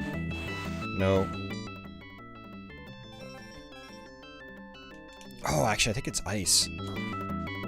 Yeah. Just to do this faster. Unfortunately, Sigma himself, his first form, doesn't really have a weakness as far as I'm aware.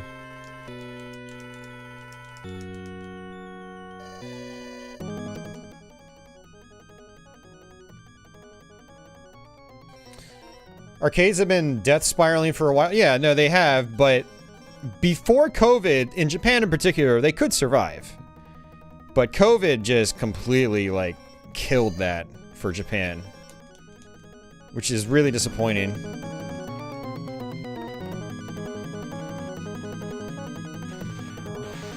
Yeah, unfortunately, any attack you do on Sigma here just does 1 block of health. So you don't even really need to charge up on him.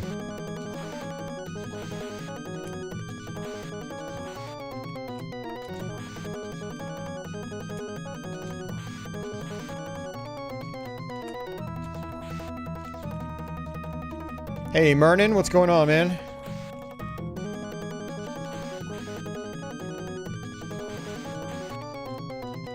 I'd rather see movies in a theater, though. I mean, I have a really nice big screen TV, but my movie watching experience, I have a lot more, I get a lot more enjoyment watching on a massive screen with a big sound system.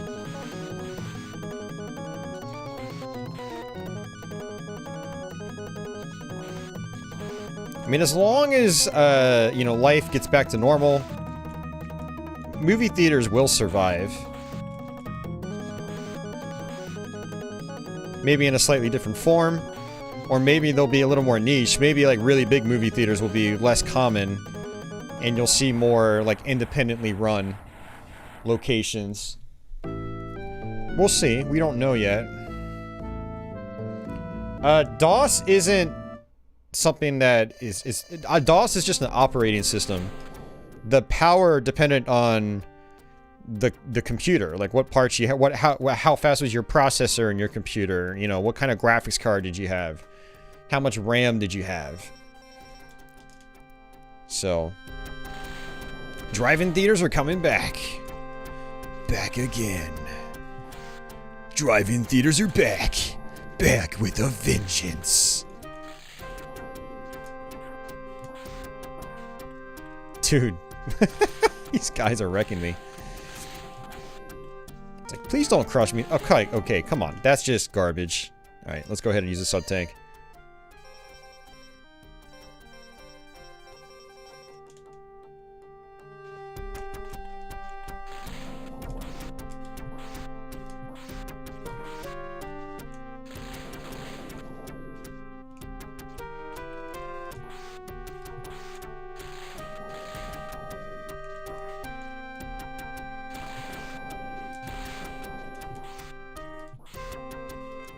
There we go. We got it. That was basically a sale. No, I have not. I've been meaning to go back to it, but time's been pretty limited. In terms of, like, what I've been wanting to play and what I've been able to play. I know TMNT is going to take me a lot of practice, so I've just been pushing it off. It's going to take me a lot of time to relearn that game. And then I'll have to save state practice my way through the Technodrome.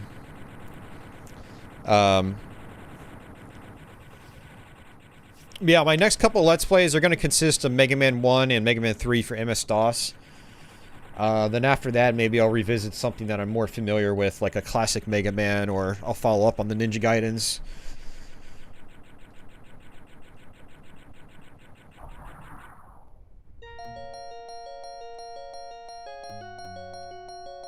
Yeah, so that playthrough was honestly kind of painful, but it was fun showing this off. I've wanted to show this off for a very long time, but like I said, my Windows 95 and 98 versions, or running this on those, it just crashes after the first stage. So the game was basically unplayable.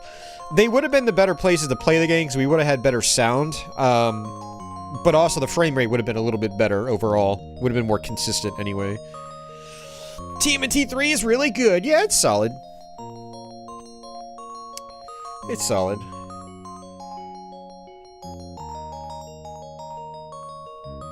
There's some grinding spots you can visit. Yeah, I'll have to look at those.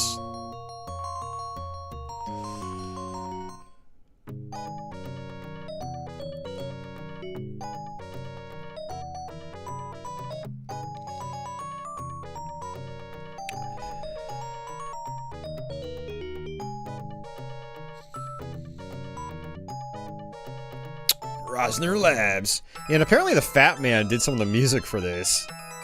He's the guy that did the music to the Seventh Guest.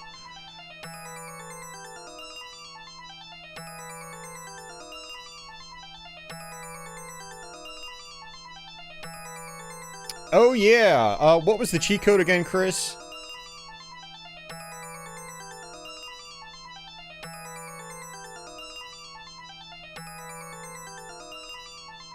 Oh hell yeah, Merlin, that's awesome. I'd like to get a mode for my Dreamcast.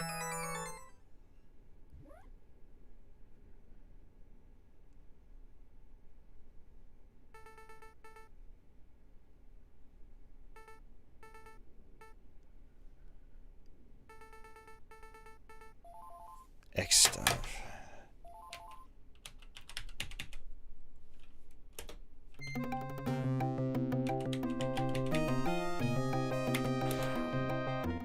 Yeah, I don't know.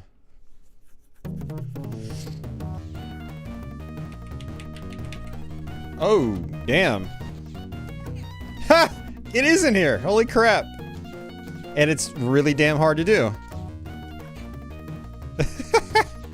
Oh, man. Oh, you know what I want to try?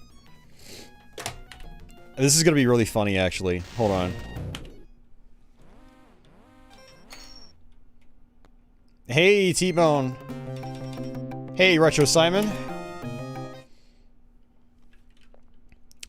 Sound.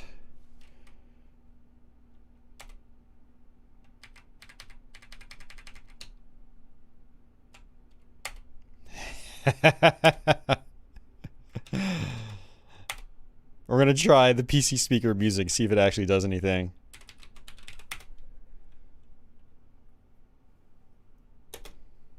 The cool thing about the MiSTer is that it actually picks up the PC speaker sound, converts it to sound in your speakers.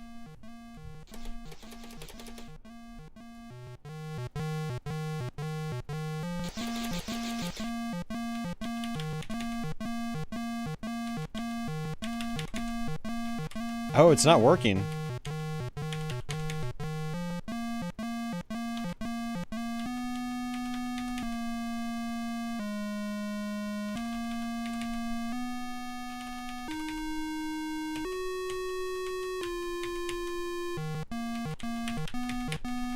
Yeah, it's not working now, Chris.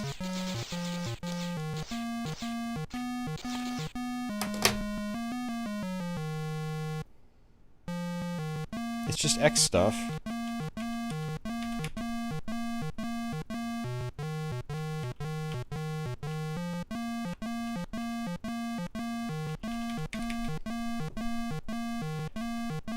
I have played Bionic Commando, but I've not gotten very far.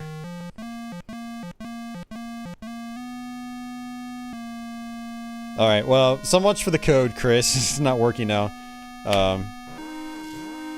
That's a bummer. The PC speaker is actually kind of better. It's much more simplistic, but it's less irritating. Okay, so that is, Mega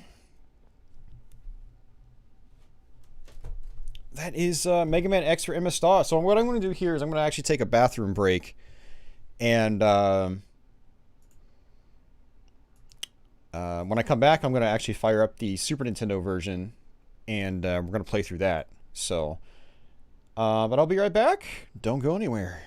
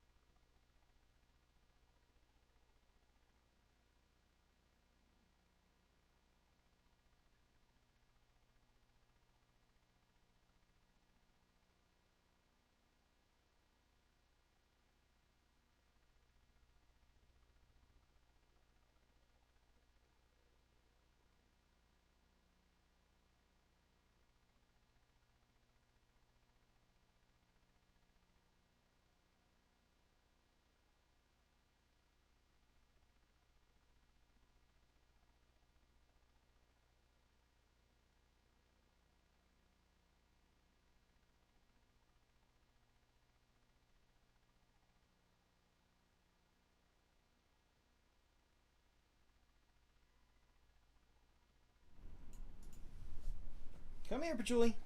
Come on, babe. Come on.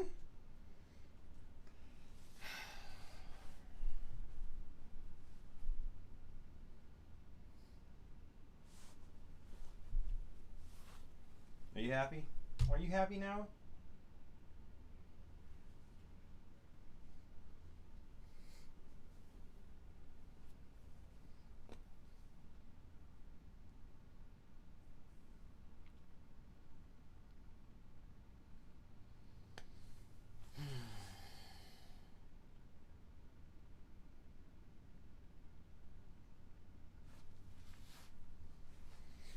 Hey, James, what's going on?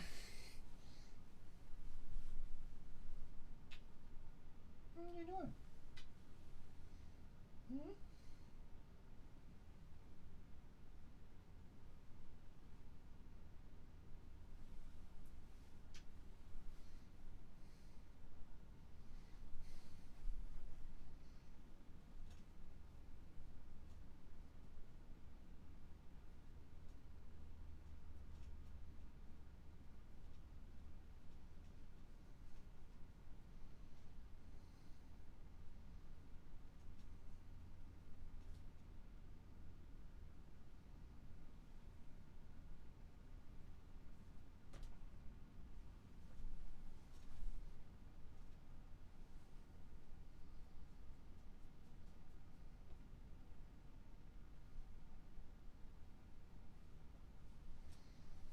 Yeah, I'm gonna actually take a quick break and feed her because that's why she's in here. I opened up the door and she just flew right in. She just pushed her way in. Oh man! All right, come on. You want to eat?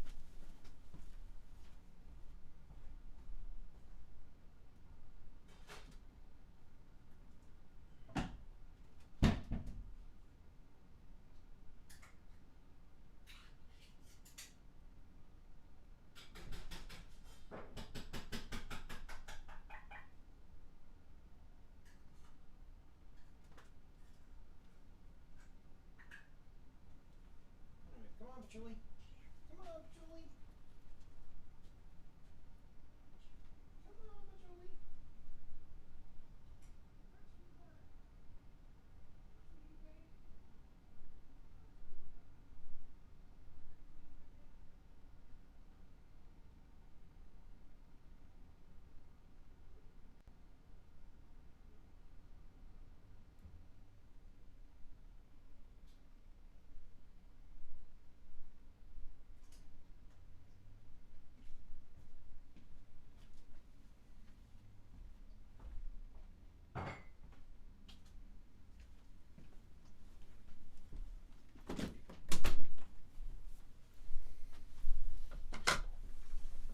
Ugh. All right, guys, I'm gonna have to do a little configuring here because the Super Nintendo display is a little bit different than the DOS display. So just bear with me here. Alrighty. Gotta do a hard reboot of the MiSTer.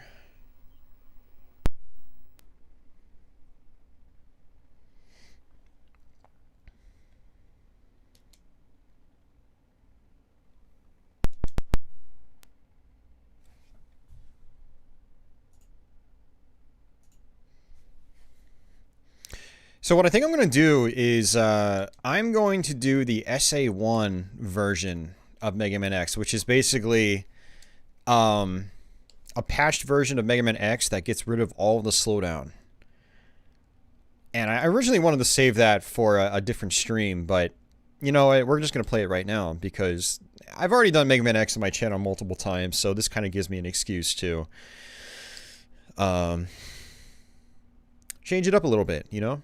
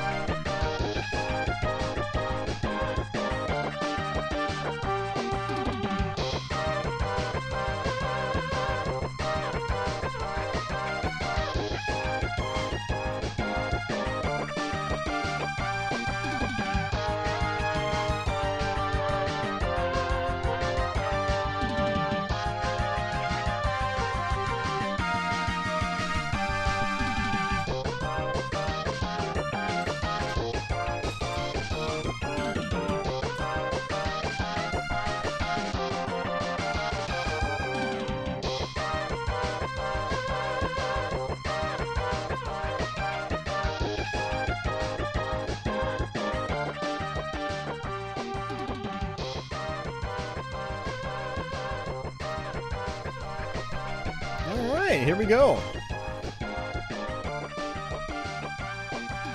We got ourselves some Super Nintendo Mega Man X. Hey, that'd be awesome, James. Yeah, thanks, dude. Yeah, check it out. Take it easy.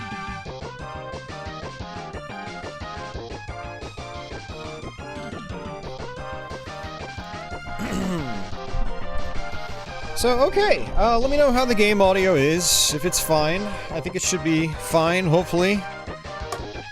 But yeah, Super Nintendo Mega Man X, look at how much smoother this is. Enemies blink, like they're supposed to. The collision works as it's supposed to. Sounds okay.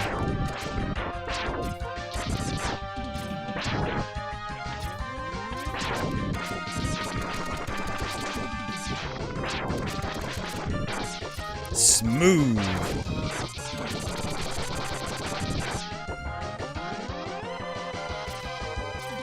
Yeah, again, we're playing with the SA1 hack version, which basically ends up offloading a lot of the game to the SA1 CPU, which platforms like the MiSTer FPGA can replicate. So you can use this patch on an emulator, or you can use it on the MiSTer, or you can use it on real hardware with a FX Pack Pro flash card.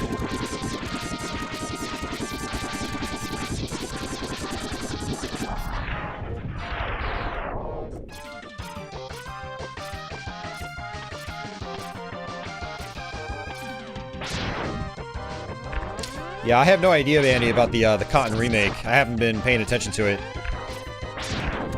Yes, I'm not really sure what it's going to be on.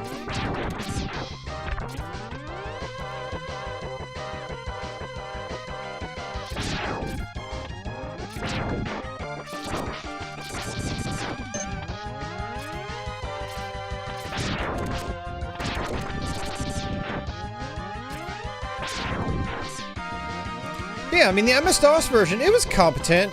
It wasn't amazing, but, you know, I remember still enjoying it quite a bit back in the day, even though I had already played through the Super Nintendo one many times. And you got a free controller with it in a lot of cases, and that was really cool too, because that controller worked with 6-button games, like Super Street Fighter 2. It also worked really well with Primal Rage, I remember that.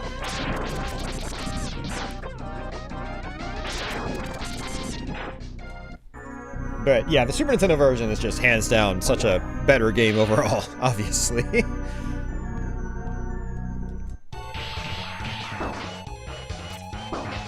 Yeah, again, because this is the SA1 patched version, there's no slowdown. Oh yeah, Uber Disco, I showed it off at the beginning of the stream, but your stream was messed up, so you didn't get to see it.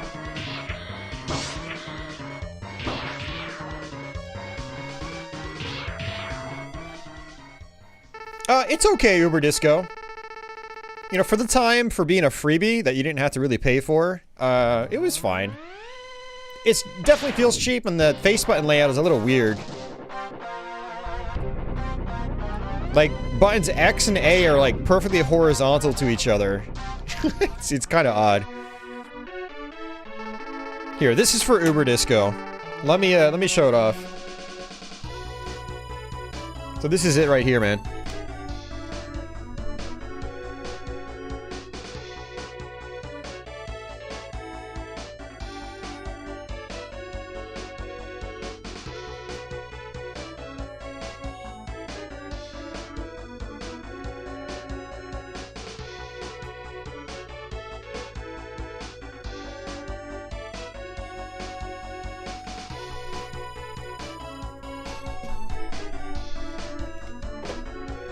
Yeah, it's not bad.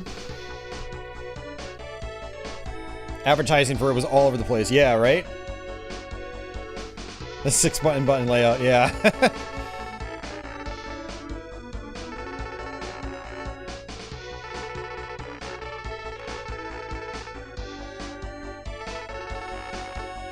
The Pico was also like $100+ device.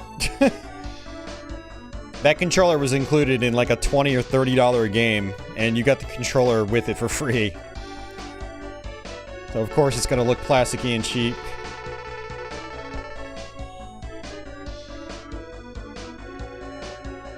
Well, they wouldn't have added 4 top buttons. That controller was 1995.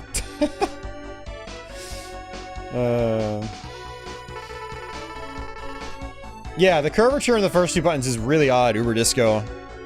I don't know why they did that. But yeah, no, it's alright. It's fine.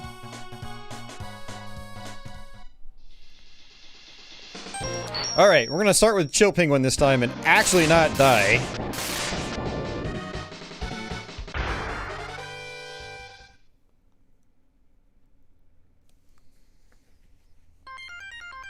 Favorite Mega Man game, for sure. Hell yeah.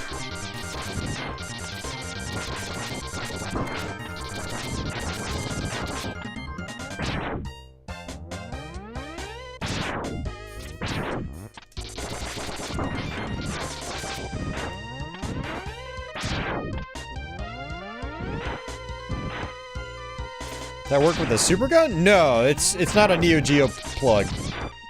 Usually super guns use the Neo Geo ports. What that Capcom controller uses is the standard PC game port. It's what they call it. Usually sound cards come with them. You could also get standalone expansion cards that have game ports on them. But yeah, this jump right here in the MS-DOS version is super easy. It's much tighter in this one. It's a much bigger gap.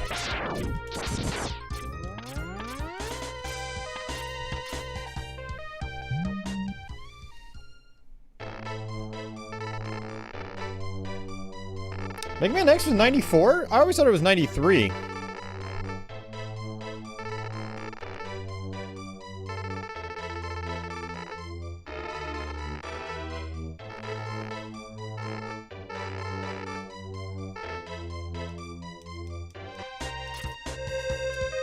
Actually, 94 might be right.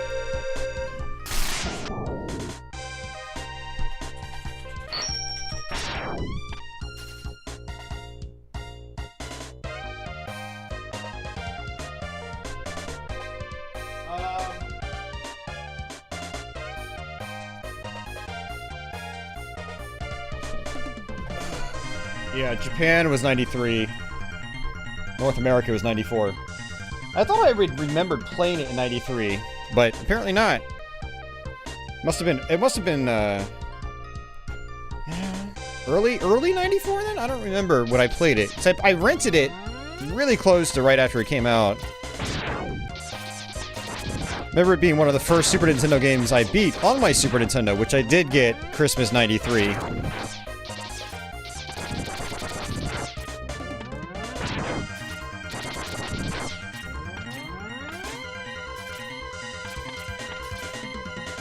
Aha, the mechs that do not exist in the DOS version. I'm just gonna jump right out of it.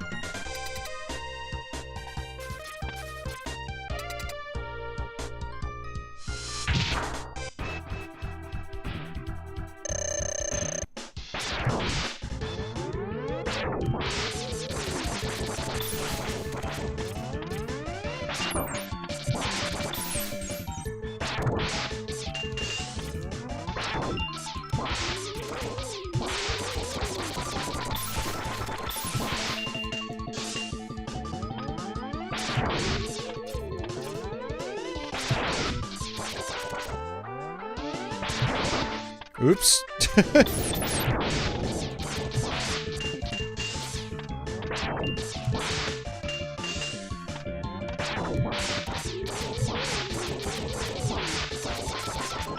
Yeah, Chris, it was 93, but just for Japan.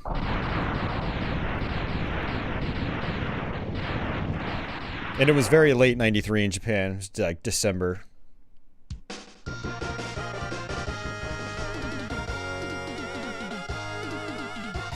Yeah, the reason I guess I thought it was only 3 is I had played it so early when I got my Super Nintendo. So it must have, like, just come out right after I got my system.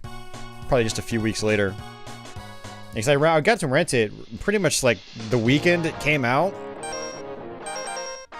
Oh, man, that was, like, one of the saddest returns ever. I did not want to give the game back. I loved it so much. Okay, so we're gonna do, I'm trying to think of the most efficient way to do this.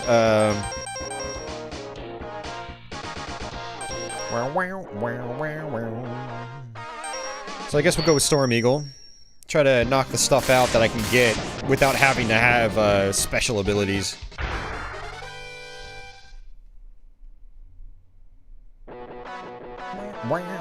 Ah, this music is so much better. It motivates me to just rip right through this game.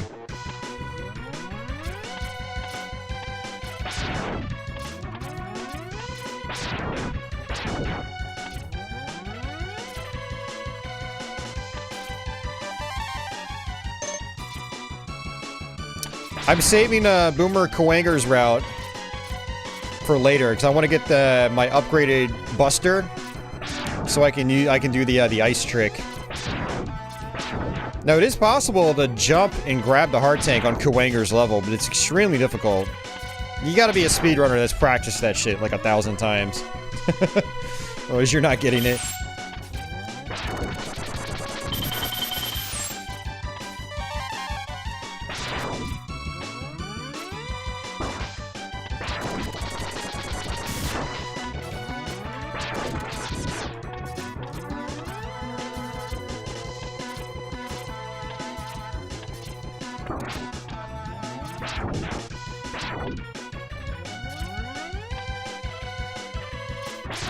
Yeah, I agree, Baron. I agree. I was noticing tiny little, like, micro stutters last night playing the regular ROM. Like, even on the parts that didn't really slow down, there were still, like, tiny little stutters I was noticing.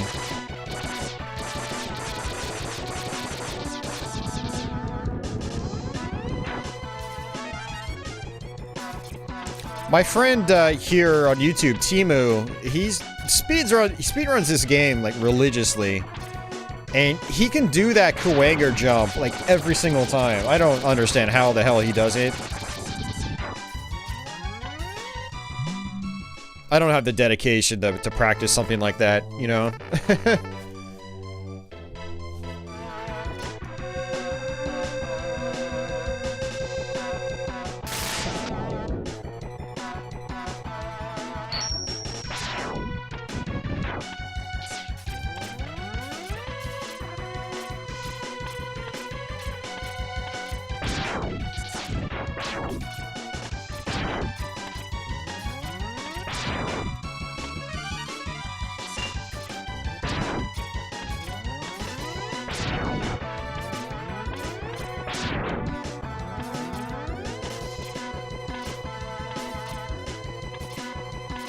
Alright, so this is what I was talking about earlier.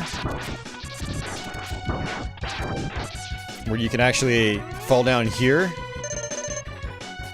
Nice little secret, get some health back.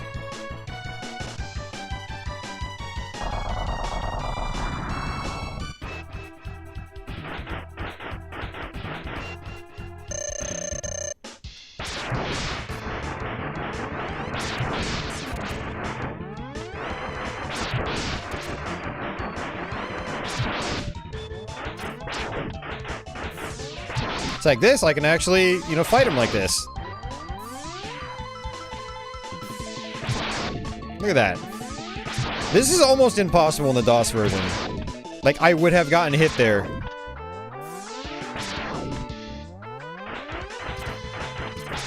Oops.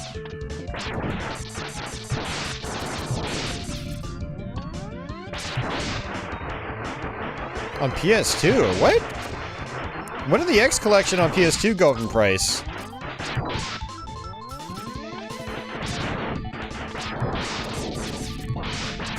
But yeah, no, they're solid. Especially if you play them on a CRT. All the X games on there actually display at 240p. So if you play them on a CRT, I think they look pretty much identical to all the versions they're based on. And X3 on that, I think, is actually the PlayStation version. So you get, like, the updated music.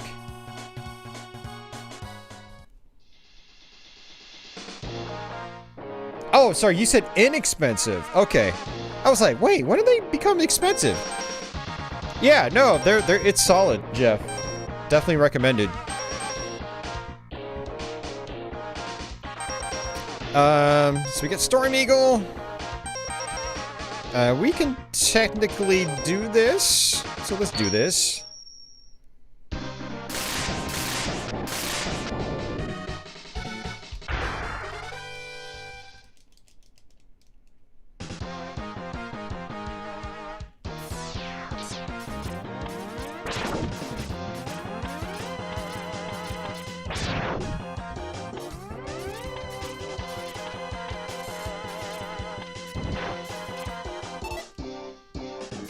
Alright, everyone's favorite jump. Look at this. This is much bigger in this version.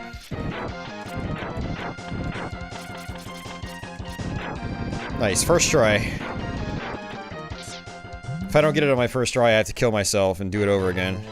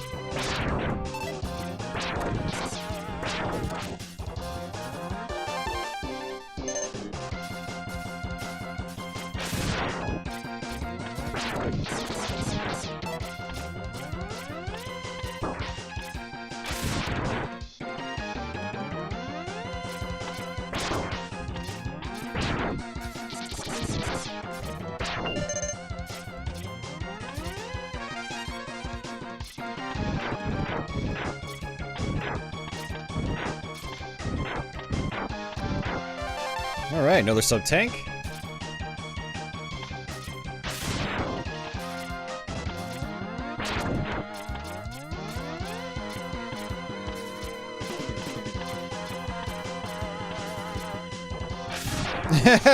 That'd be funny. Meow, meow, meow.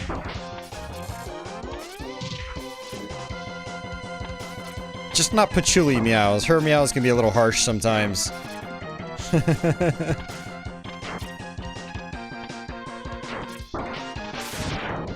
just realized the layout on this part is different in the DOS version. It's like totally different. I don't remember that ladder. No, maybe it's still the same.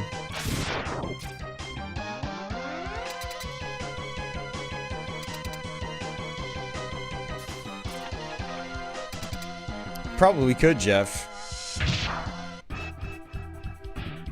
Yeah, I noticed this arena in the DOS version looks a little bit different, and it's much taller.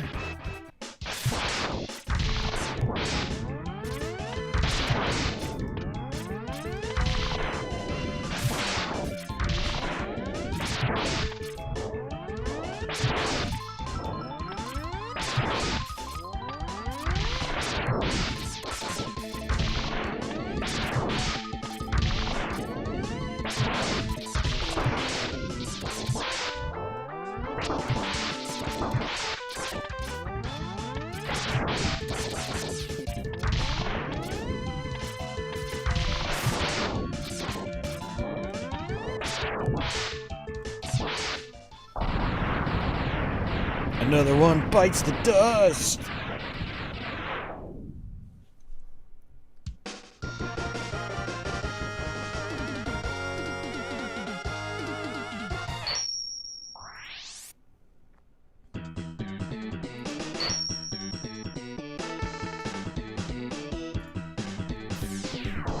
All right.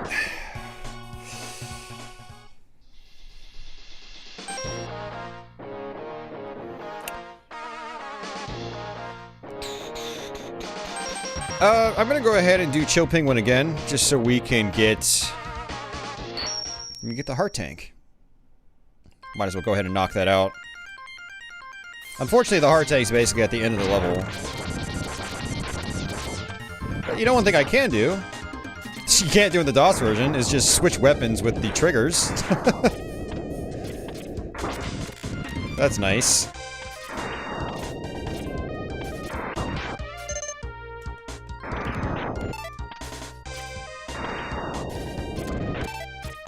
And I like how this weapon actually goes all the way across the screen.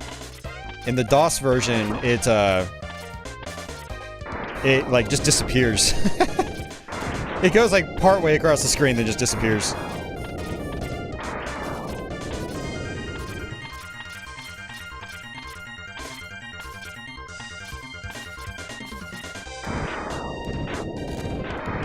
Yeah, this weapon is a lot more useful here.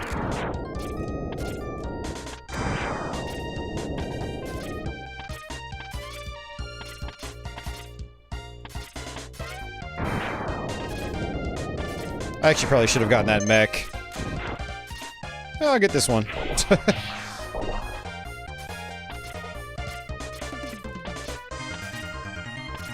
Come on. There you go.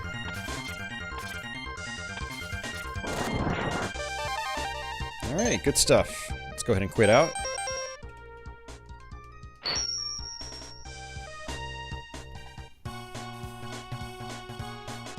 Seinfeld. Okay. Well, I can technically do the ice skip now, so... let's go ahead and try it. We'll have to fight the boss normally, since I don't have the weakness.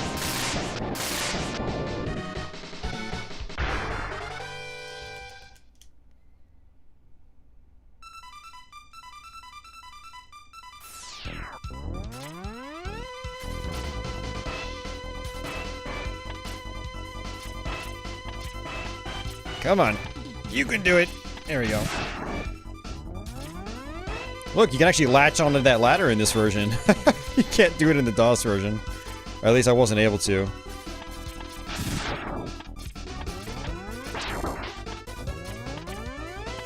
Ah. Alright, we're good.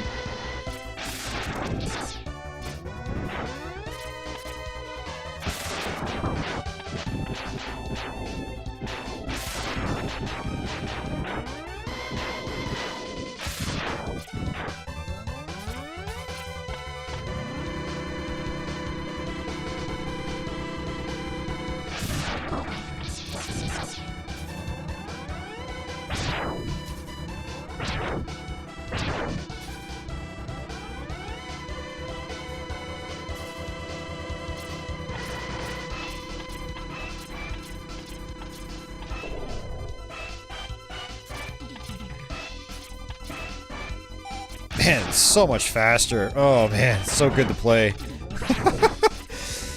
And you don't truly appreciate it until you play the MS-DOS version of this game.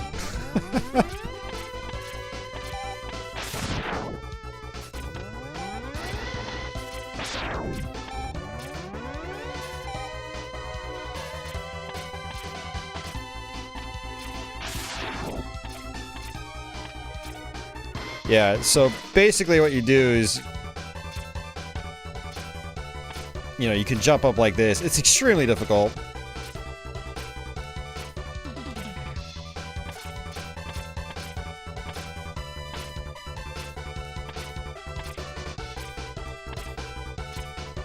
The timing's gotta be just perfect. I think also how you wall jump is if you hold the wall, you actually jump, like, you jump from farther inside the wall. If you just hug the wall like this and jump, you'll notice that X's jump mark is actually closer to the outside of the wall. And that's part of the trick, Uber Disco, apparently.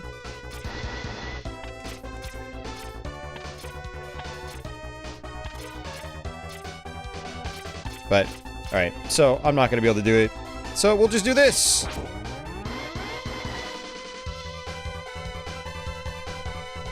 I actually didn't know this one until I was older. After I did my YouTube videos on it.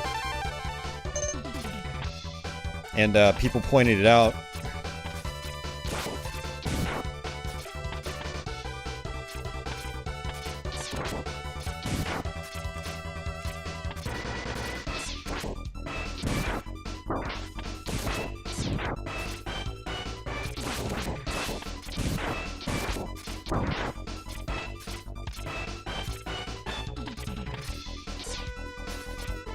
All right.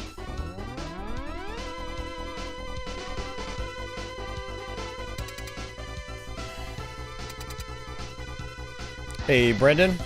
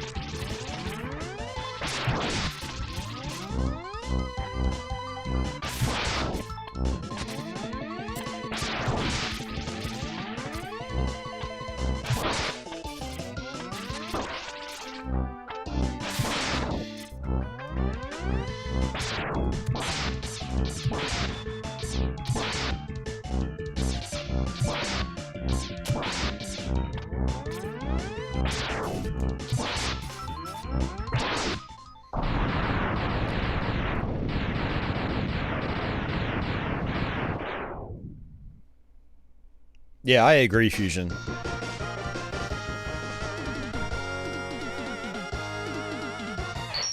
It's one thing I've always loved about the Mega Man series is that, like, they're designed in a way, and they're open-ended enough to where, like, you can take the easy way, you can take the medium difficulty way, or you can take the hard way. There's a lot of different ways to play these games. You know, being able to do sequence breaks and stuff like that is a big part of the draw of series like this. Alright, let's go ahead and do Octopus.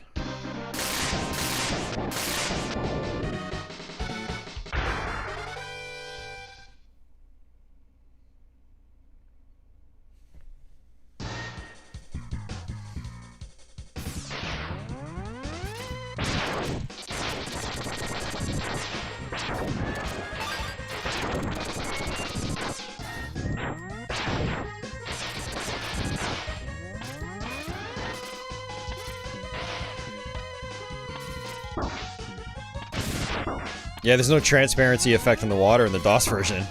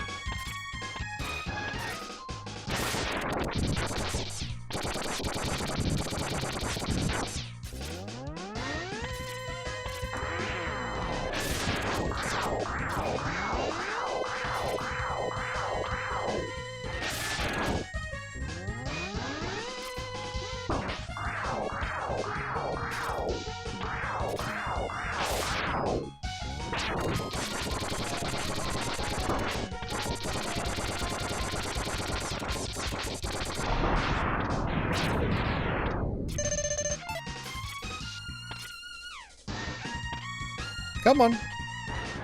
There you go.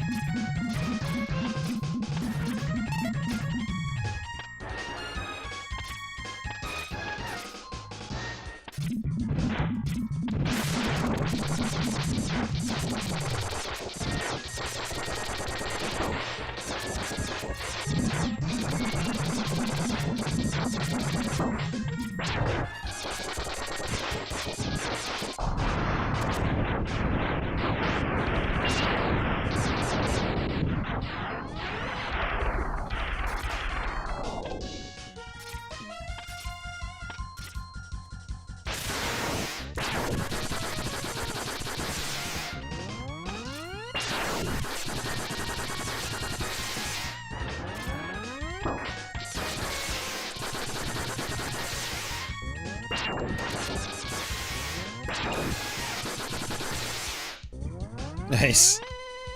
So much faster.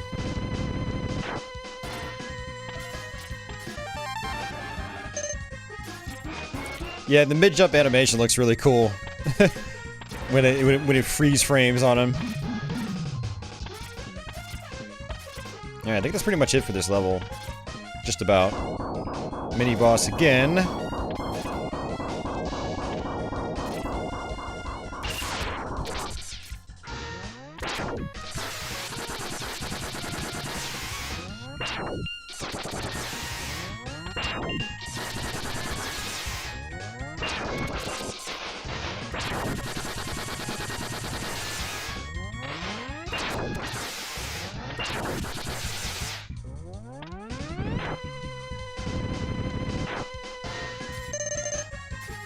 Yeah, same here, Mark. I mean, these games, yeah. These games look really good. X1 in particular just has a lot of detail in it. Tornado will kill him in one hit. Yeah, I thought about trying. But I was like, we're gonna do it old school.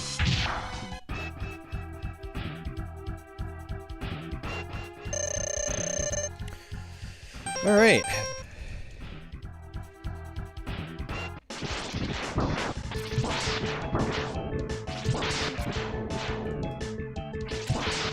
Yeah, look at that. That doesn't happen in the DOS version.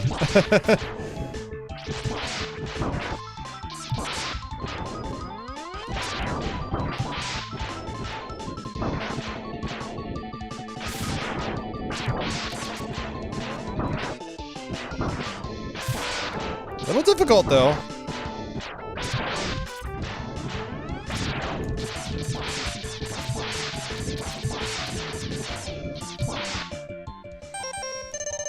Go ahead and just use that.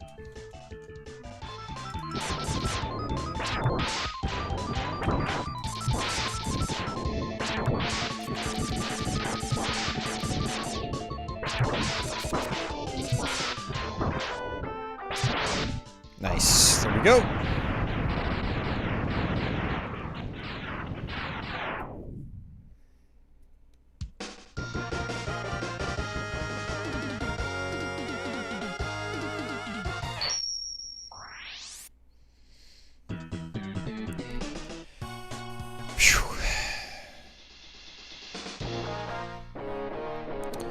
Okay. Let's go ahead and do Armored Armadillo next. Why not?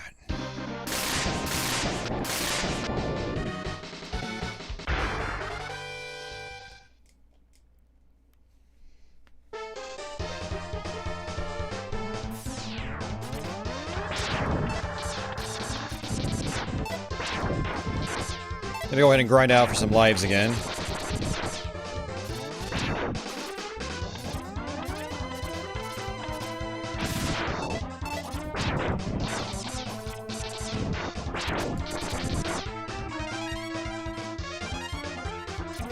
That extra life sound is nice.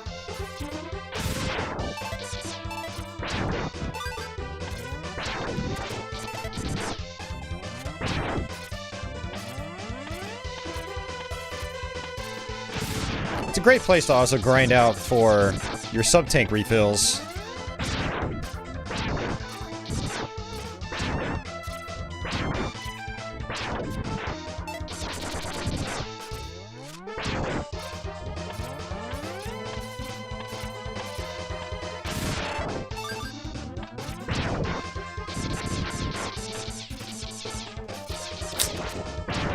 I'm gonna try, JD.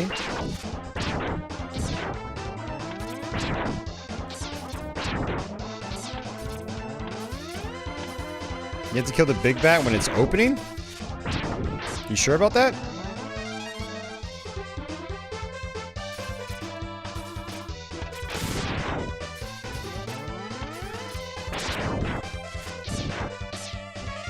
Or do you mean like after he's opened? It seems to be random, man. Yeah, I think it's random.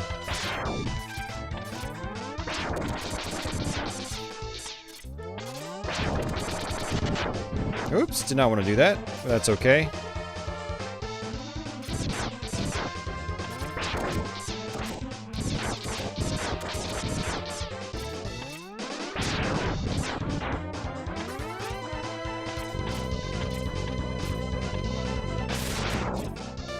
There we go.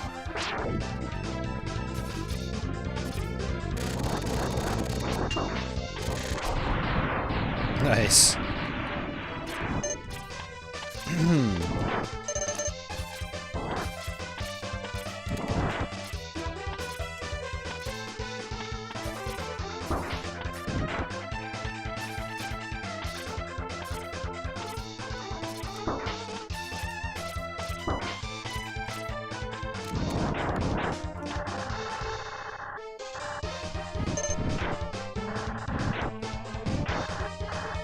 This music's so funky. Nice. I love that boost.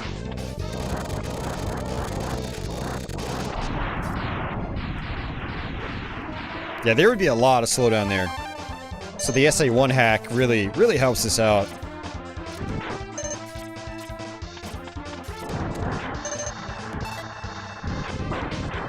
And check this out. There would be a lot of slowdown right here too. Like none at all. It's crazy.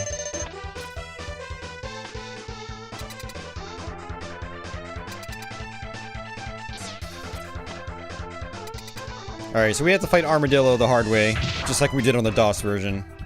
Oh, this will be easier. He's not as aggressive.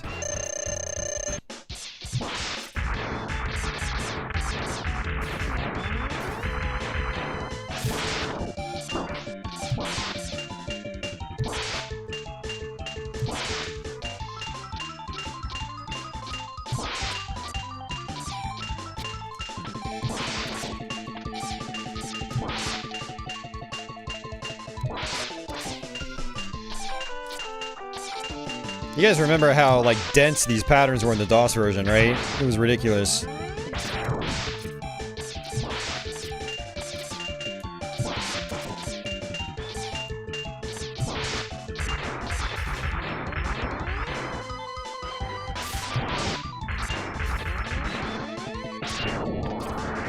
Oh, I forgot about that attack.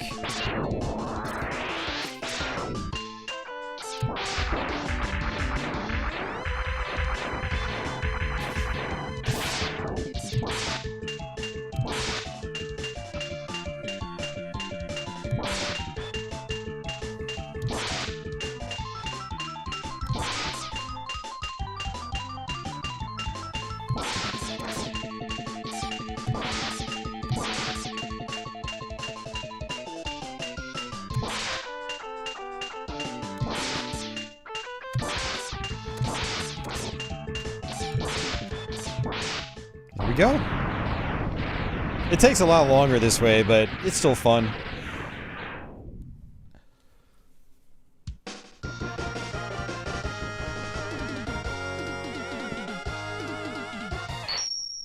Oh, man.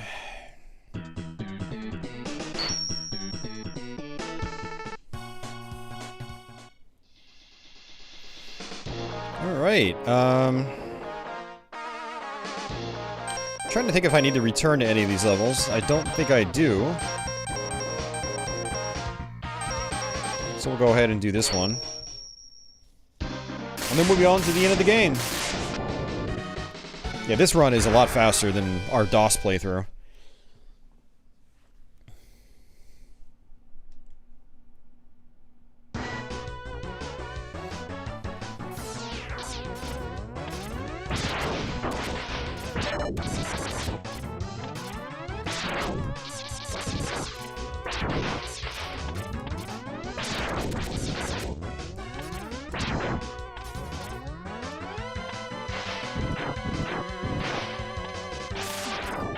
Oops.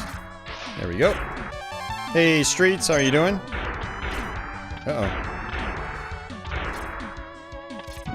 That screen shake is screwing me up. Trying to grab onto the walls. A very tiny wall and the screen's shaking. Yeah, Sadar. Yep, that was the plan all along. Play the Super Nintendo version as well. Except we're playing the SA1 hack version, which gets rid of all the slowdown in the game. I just realized this guy does blink here. It's just, it doesn't feel as obvious as it does in the DOS version. I think because in the DOS version, like, barely any enemies actually blink.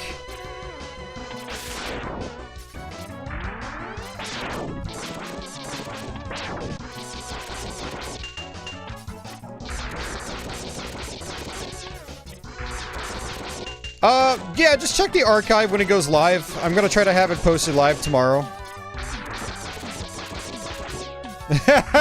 No blast processing needed?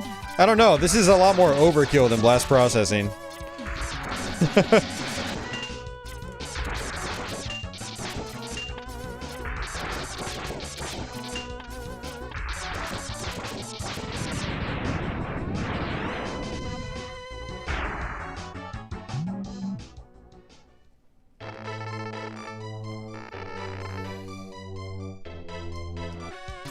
Yeah, I don't necessarily agree with balancing difficulty, but doing things like using the SA1 processor to get rid of slowdown, that is a game changer. And it absolutely makes having like an FX Pack Pro or a MiSTer so much more appealing. Like he released, one of the guys released a SA1 patch for race driving, which boosts the frame rate to 30 FPS, like locked. And it's like, wow, the game's actually pretty fun now. I played it last night. I can't wait to see what these guys do with other games that could really use the extra processing power. Yeah, we're gonna take advantage of this because it was not in the PC version.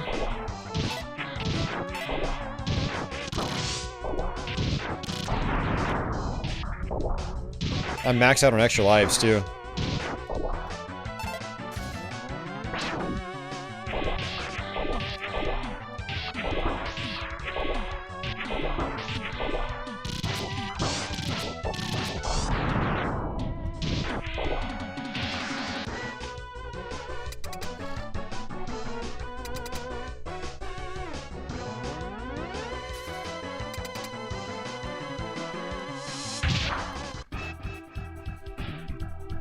Gonna go ahead and use the weakness.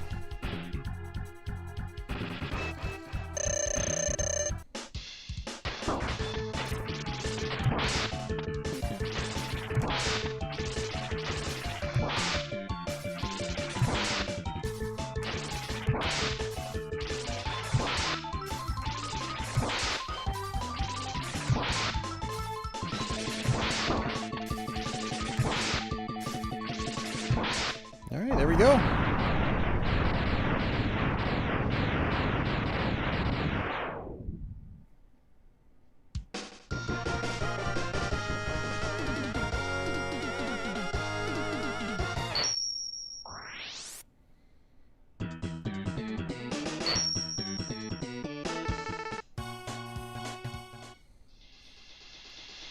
Alright. So after this, we'll have to go back to Armored Armadillo's stage to get the Hadouken.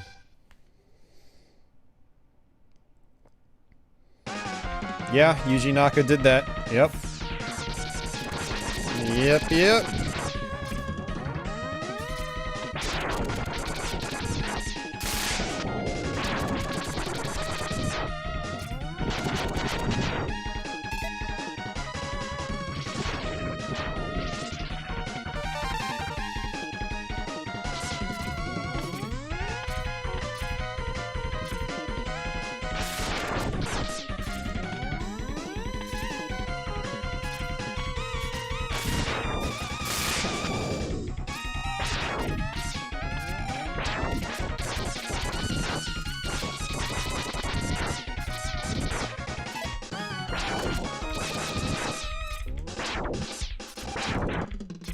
Whoa! That's a pit. Don't fall down it.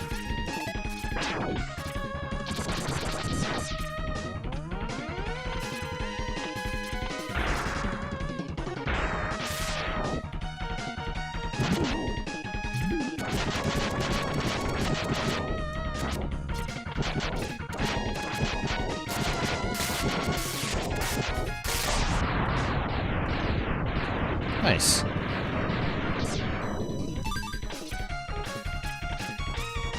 I always try to kill that guy without weapons, but it's fun experimenting with different, you know, abilities.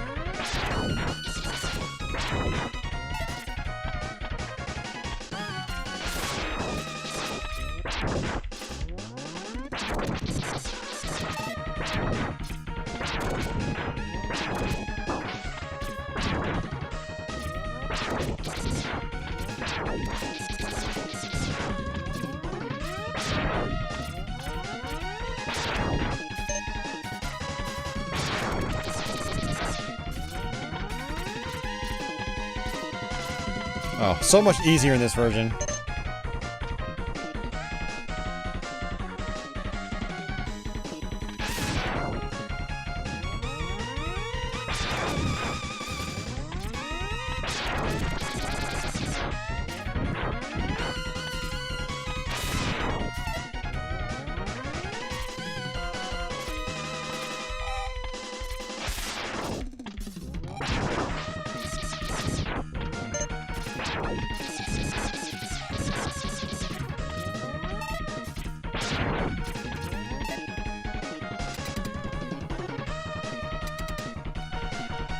I'm gonna actually try to fight him without ice. It's been a while since I've tried that.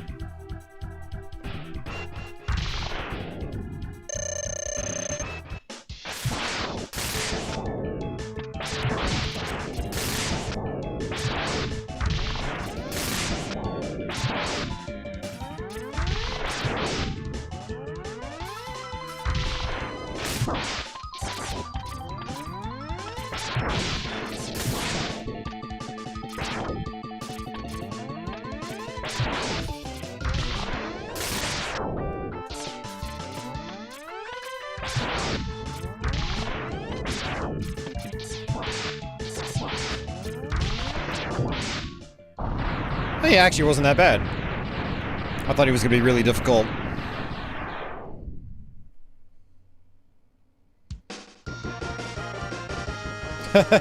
You would save a little bit of time for sure, Uber Disco. Probably at least 5 minutes. Maybe more.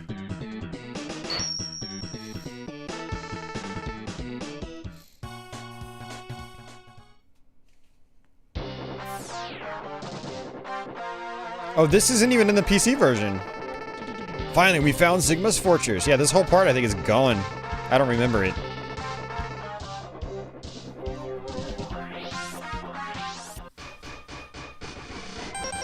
Alright. Let's go back, see if we can get the Hadoken.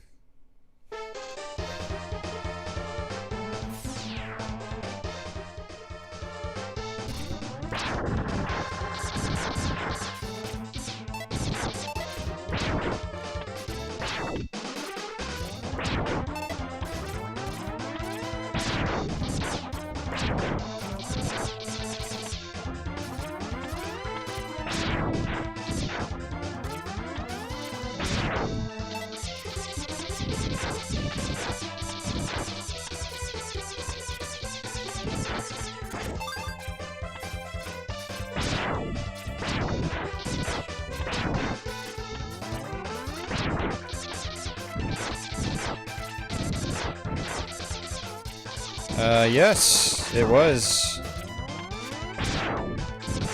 Made by one of the same guys. It was a team of people for Mega Man X. But yes, it was the same company.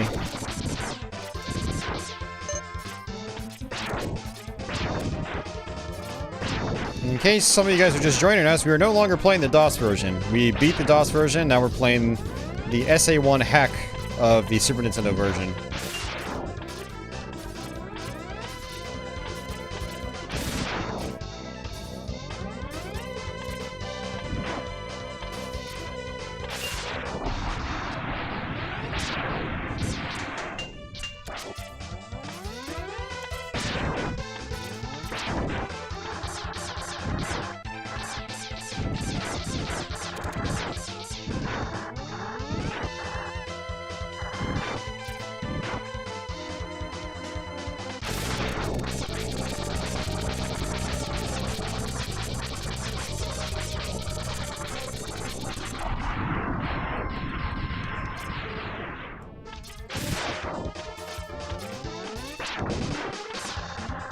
Gotta say, this game usually scratches my itch for button mashing.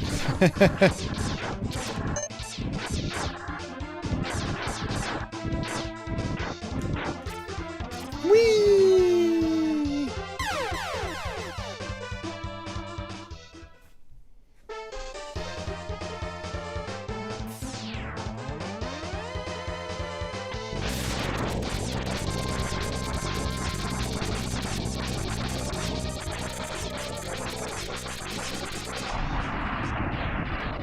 No, I'm button mashing.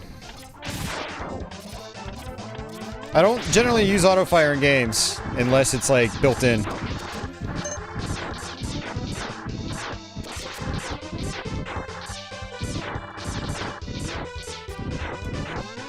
So how does this work, Uber Disco? How many times are you supposed to do this?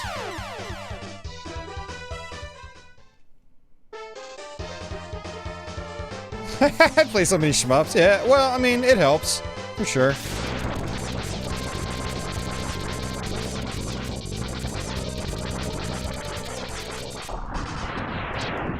Cafe Man Jr.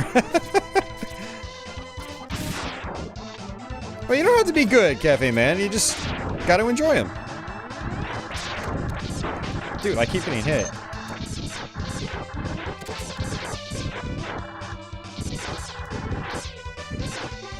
You have to do it 7 times? I thought you just had to die once, and then that was it.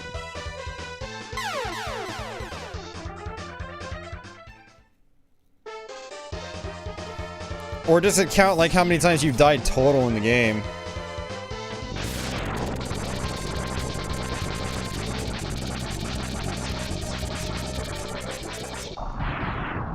I mean, unless I don't have all the items and whatnot, I'm pretty sure I've got everything.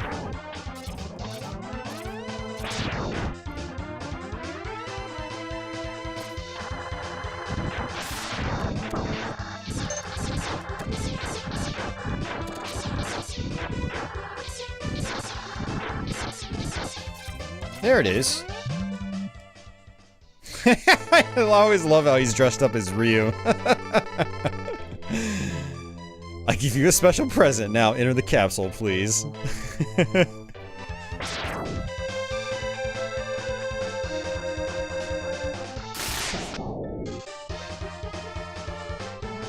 Yeah, I was gonna say, I don't remember ever having to die 7 times to get the Hodoken.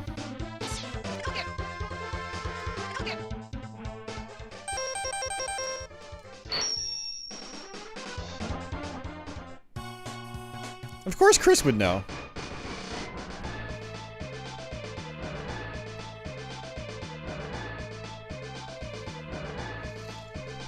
Hey, Tomcat, thanks for joining back out, man. I appreciate that. Hope you're doing well. Classic Mega Man series or the X series? I think overall, the classic Mega Man series, the soundtracks are a lot more consistent in those games, if you ask me. But the X series has some real bangers. Like, I mean, X1 just has a killer soundtrack. Might even be the best soundtrack in the whole series. X4, to me, also has an amazing soundtrack as well. But X2, X3, X5, I mean, even parts of X6, the soundtracks are much more all over the place for me.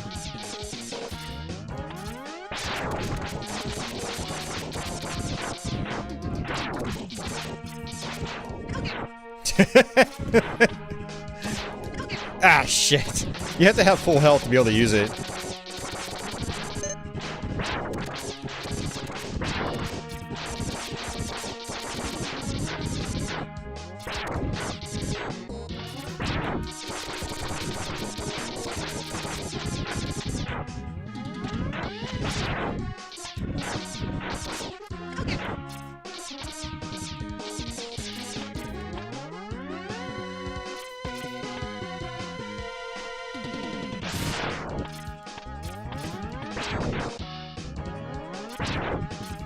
Uh-oh.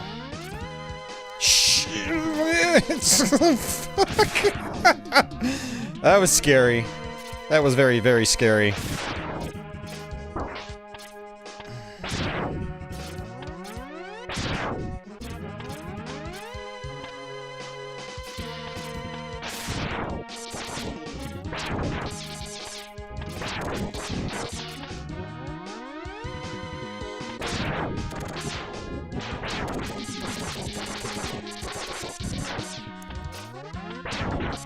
Oh, you climb the wall? I thought about trying that sometime, because I've never done it before.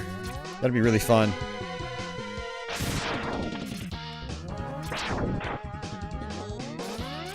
Thanks, T-Bone.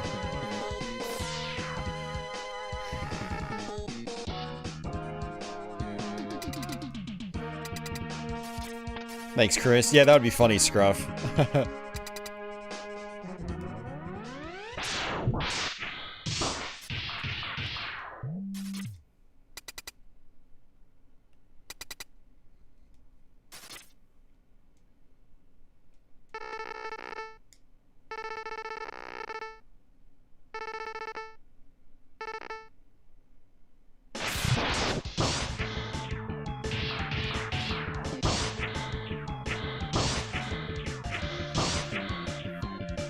So, same deal as last time.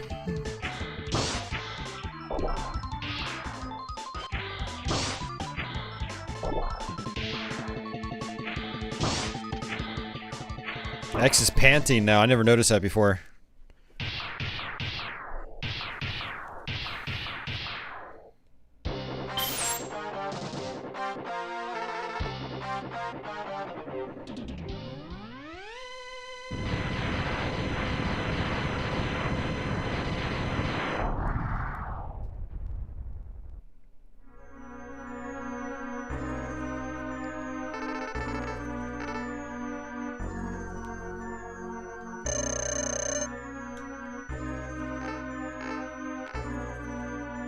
Yeah, I know, right?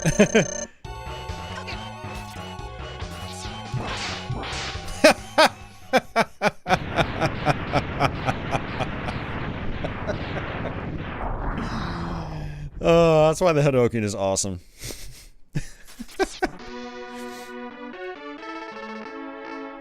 Don't worry, Zero, I can handle myself. Poor guy, dithering away. Aww.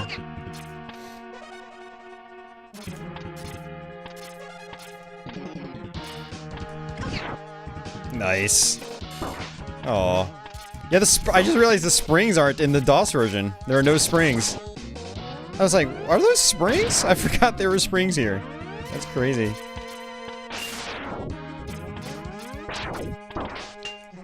Alright, let's go ahead and cheat our way through this again.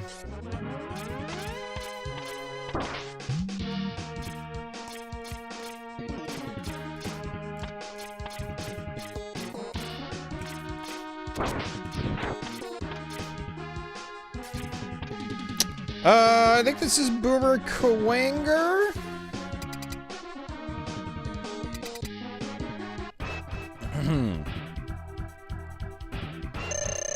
I mean, actually, what I could do is just do this. Hope this works. Nice.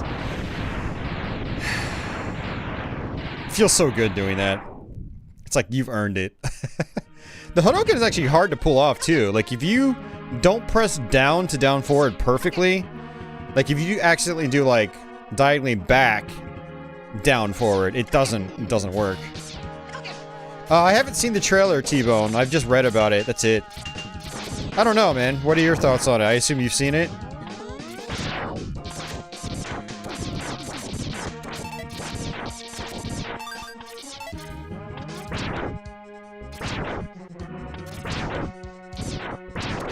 Oh. Oh, come on. Alright, you guys are assholes. I want my health back, thank you.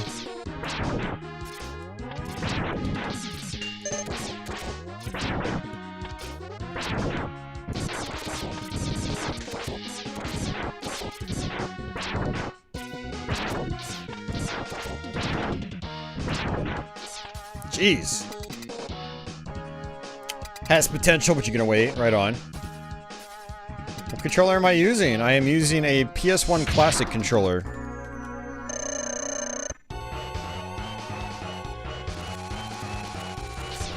Oh, I missed it. Nice. Yeah, me too, T-Bone. I like the first Mortal Kombat. I was actually at the grocery store last weekend, and they have a DVD section. A very tiny one.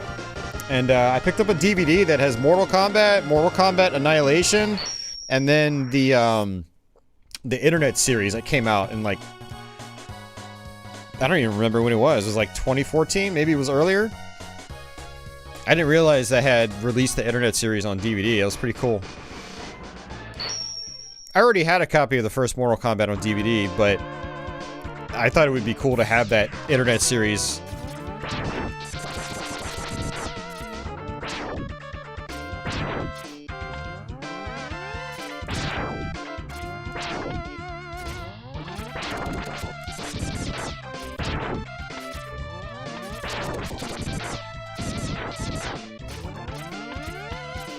Yeah, I remember liking them too, but I only watched them once. I watched all the episodes and I haven't seen them since. Oh, that was garbage. Garbage, penguin, garbage.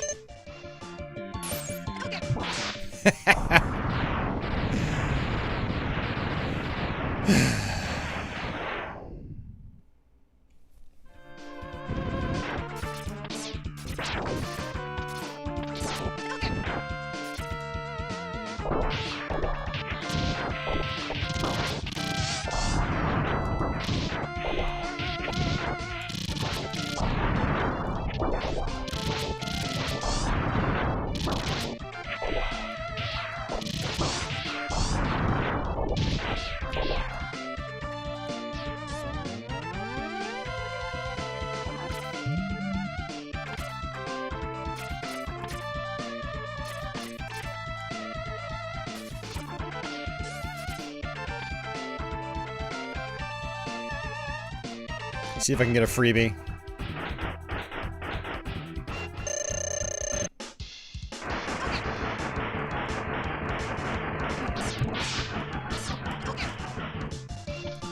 Damn it.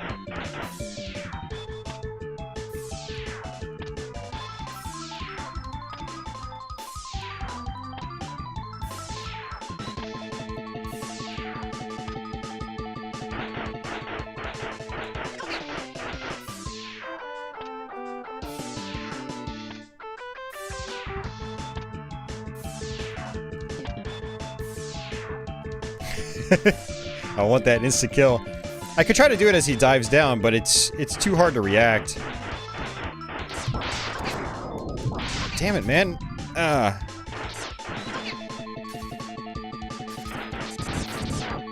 Whoa there.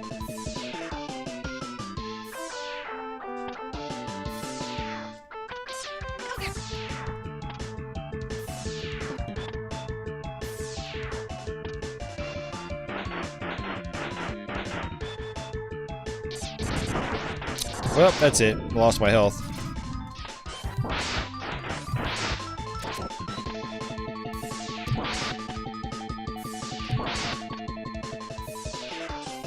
Wrong way. Got hit.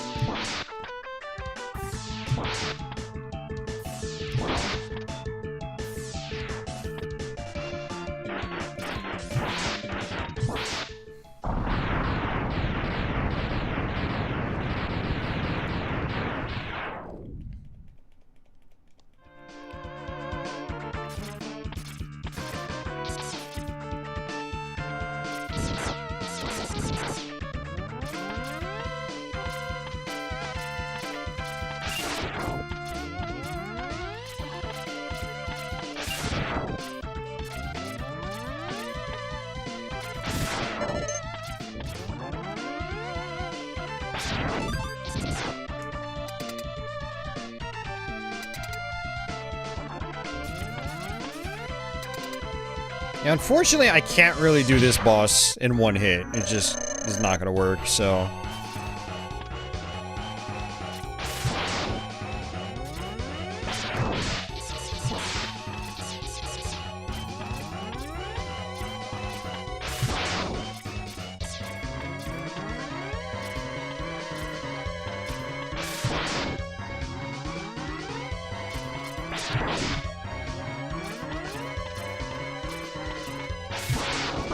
Oops.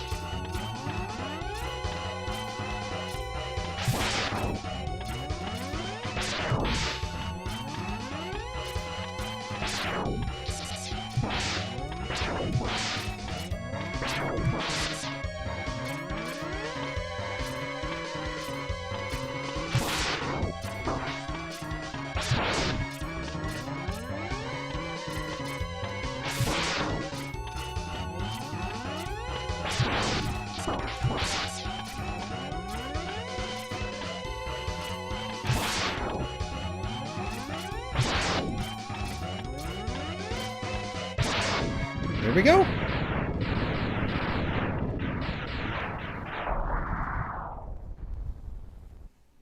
Ice Hadoken trick. What do you mean by that?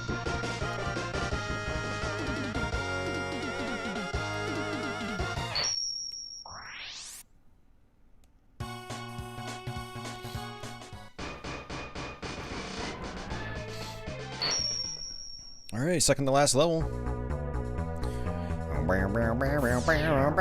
Sounds like a Spy Hunter theme.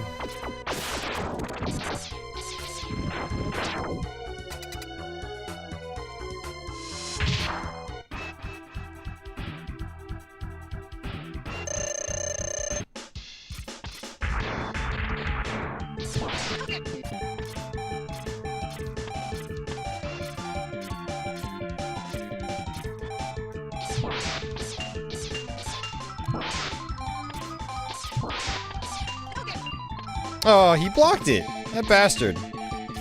You know what? I'm gonna cheese you this time. Wait, what? You can't. I didn't realize he could block this attack.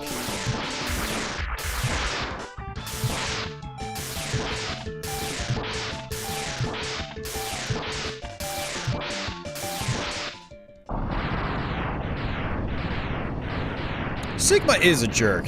He's a jerk in every game, and he just keeps coming back too. What a jerk.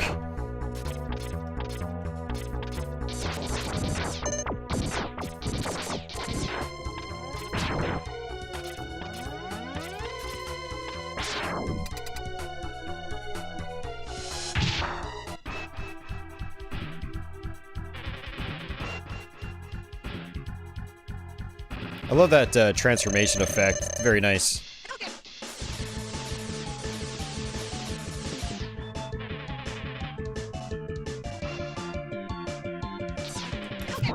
Ha! Nice.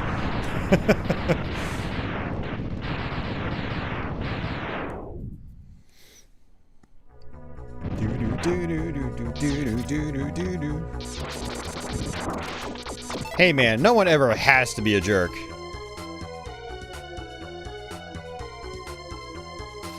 Unless you're me when I'm streaming on Twitch.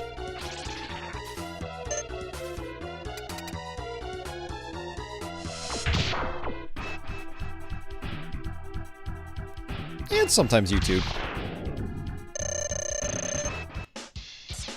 No! That was cheap.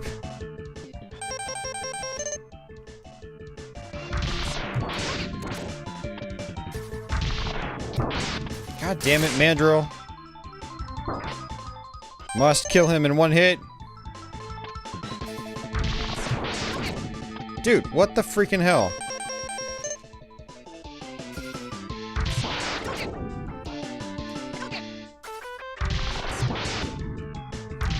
Thank you. Yeah, I didn't realize that it doesn't use your entire energy tank. I think that's another fix that the SA1 hack does. They do it to where if you use an E-tank and your health is full, it doesn't actually deplete the rest of the tank. Very nice quality of life improvement. You missed almost all of 2 Game Society. We beat the MS-DOS version. Now we're on the Super Nintendo version. You can do a Hadoken from inside them. That's neat.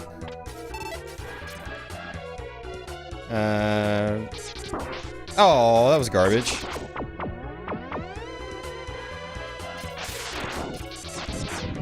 I mean, that really means I can cheese the Hadoken. Every time I take a hit, just refill my health.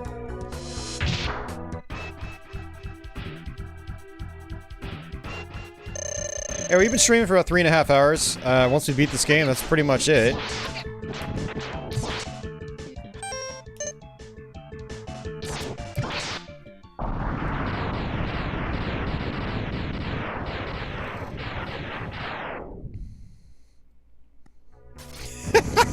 I can't believe you did that, Uber Disco. Like, you should have known, like, everybody was chatting. It's ridiculously hilarious.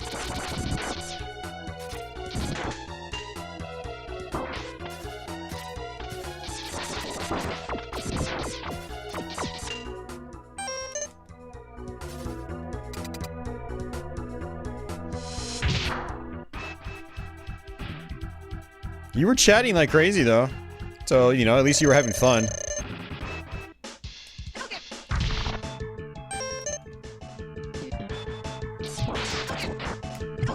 Getting real sloppy with this Hadouken. No, I was scheduled to go live at 4 p.m. my time, so I was just a couple minutes late, not an hour late.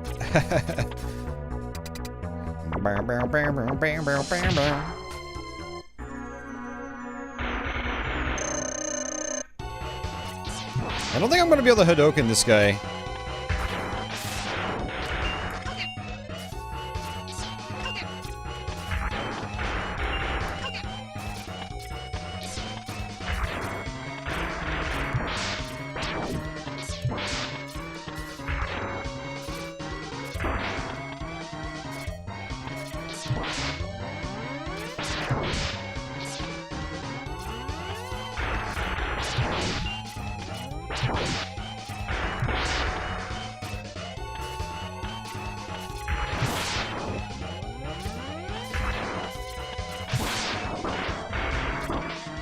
Hey VGA, how's it going?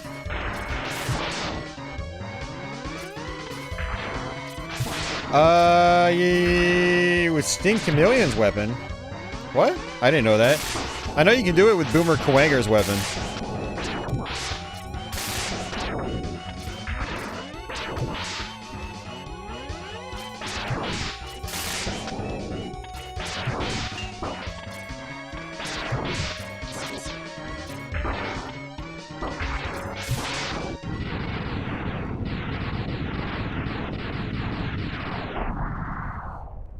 Oh, nice society.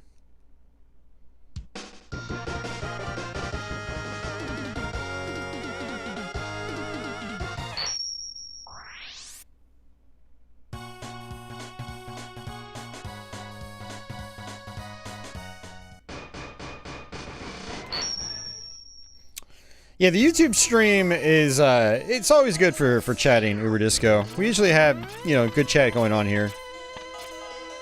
I can't say the same for Twitch. I get so many lurkers on Twitch. I mean, I get a lot of lurkers on YouTube as well. I mean, we have apparently 37 people watching right now. And probably less than 10 of them are actually chatting, but having actual chat is much more consistent here on YouTube, so...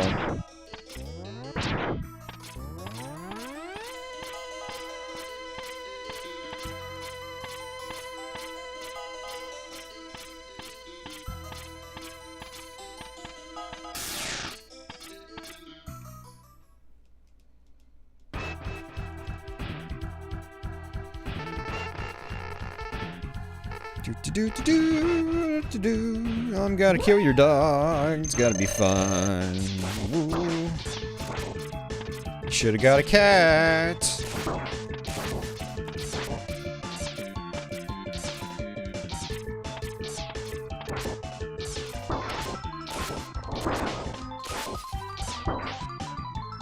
Crazy dog. It is a little bit society. You know, I don't have too many problems with it, but I do like YouTube's cleaner look.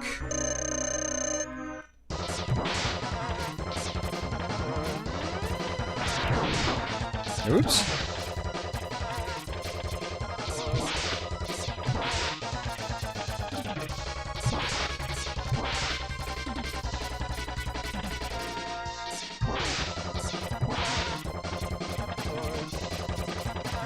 Why am I doing this?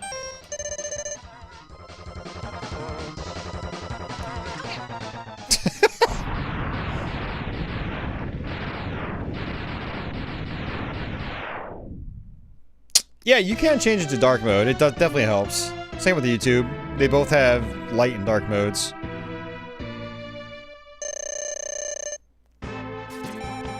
These arms still updated half the frame rate.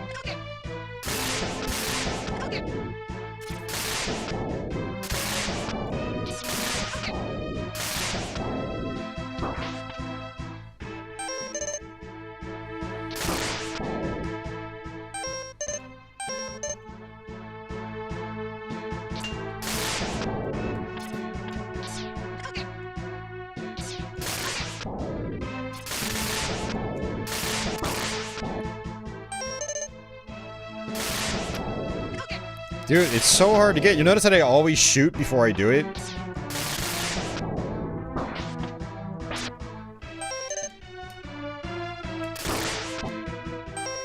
And I don't think you can buffer the attack either. God damn it, dude. These guys just won't let me go. Let me go. I want to Hadoken you for the finish.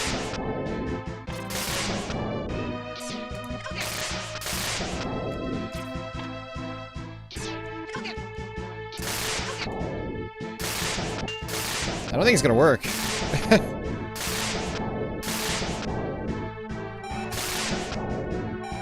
No, I know that Uber Disco.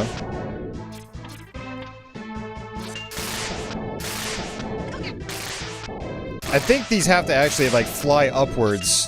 The Hadoken's not gonna reach him.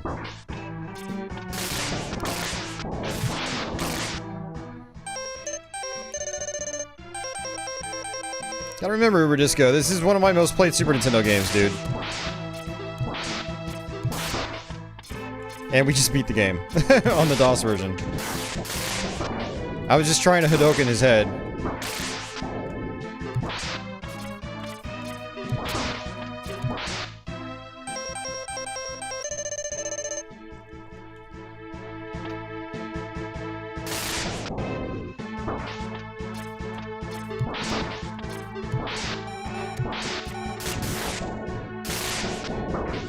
Oops. Okay, you know what? I'm being real sloppy here. All I've got on my mind right now, though, is Taco Bell and putting gas in my car. I've been tired this entire stream, too. I just want some food. I want to chill out. Okay. I was gonna say, that could be real bad.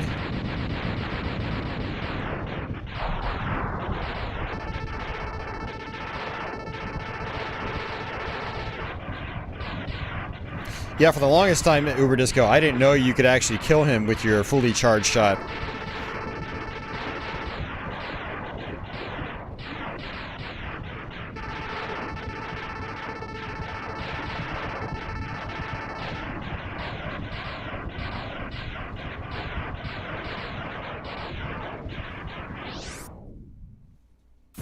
Thanks for the GGs, guys.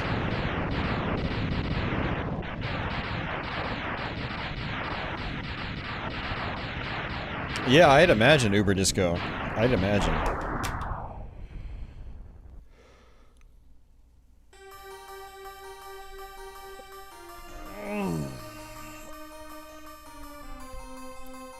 Oh, man.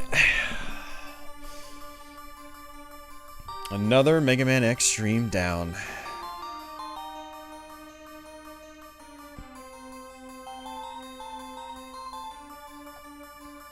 Oh, man. Hey. So yeah, that was fun. You guys got to see the crazy MS-DOS version of the game. And then you got to chill with some SA1 patched Super Nintendo version. So hopefully you guys had some fun here. Thanks for hanging out with me today. Some well-deserved Taco Bell is in order, yes. Hey, Chris, it's good to have you, man. I know you asked me recently if I'm going to be doing any more Mega Man.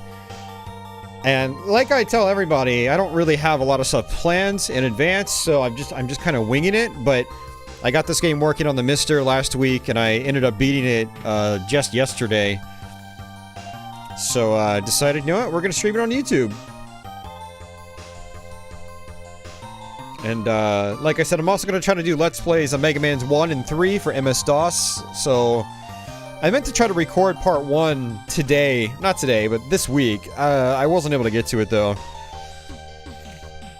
Holy crap, T-Bone. My god, man. Thank you very much, T-Bone. Thank you so much, dude. Sigma is gone for now. Time for food and gas. I just realized there's no highway credits roll in the DOS version. Yeah, wow. So it was cool playing the Super Nintendo version back to back with this, just to remind myself of all the differences.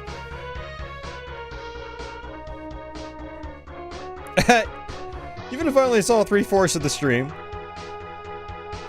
Yeah, thanks a lot, T-Bone.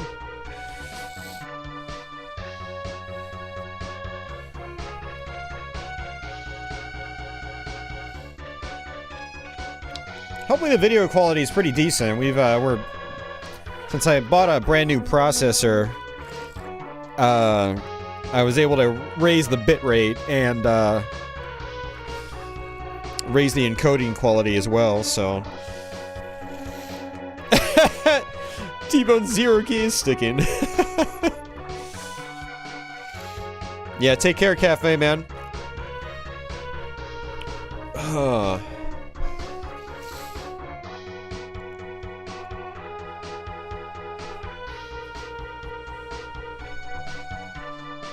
Oh, man. It has looked crispy as usual, hell yeah. Looking forward to seeing how it looks with some of the FPSs.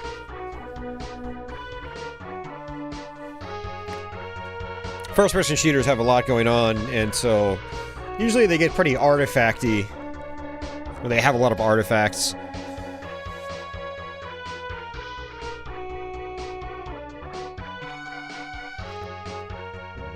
I mean, I might still do it, Dad. I do want to play the game. I might wait a week or two, though. I need to look at my my pay schedule. I might actually have to wait a couple weeks, because rent is due on Monday. Yeah. So my paycheck this week is pretty much going entirely to rent. Rent, electricity, and my internet bill. And my cell phone bill. I get a small Patreon payout on the 5th. My YouTube payment for this month already came in on the 22nd.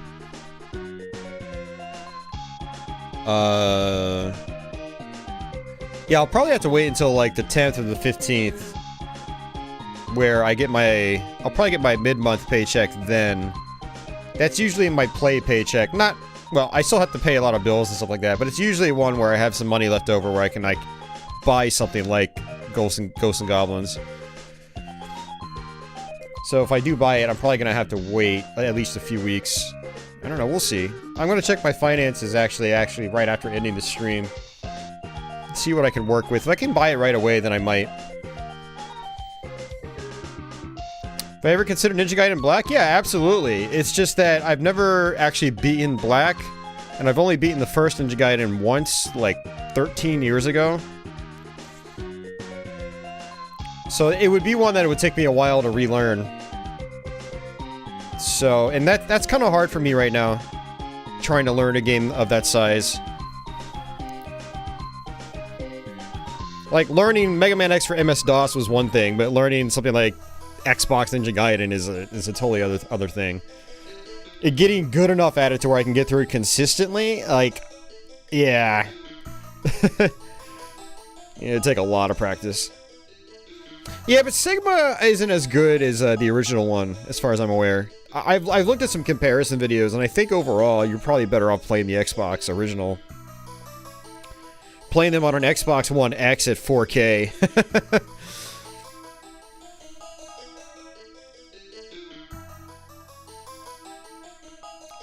Sigma, why are you so depressing, man? I think you need therapy, dude. Yeah, and it doesn't actually reset. We don't want to end it on that. So let's just reset it like that. We didn't even see the title screen earlier. So let's see the title screen.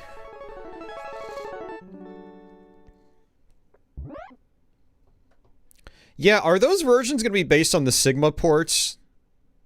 I mean, that's pretty cool, but man, I was hoping they were going to put the original in there.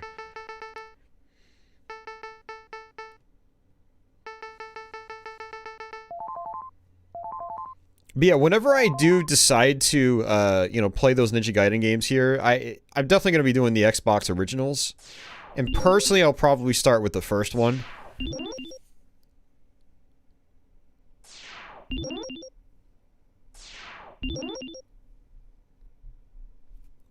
You know, basically, since that was the first one I actually finished, and actually it's the only one I finished,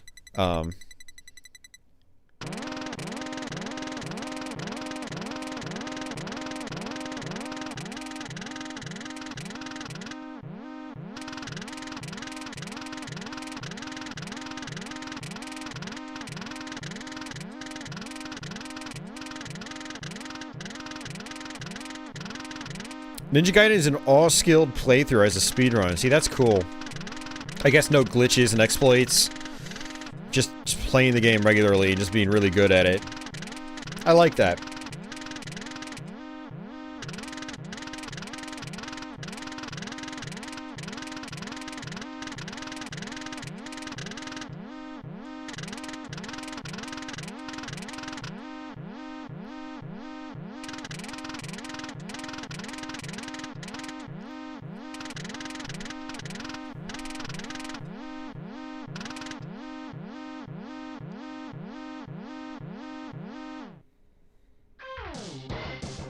I love this title screen, man. It's so rocking.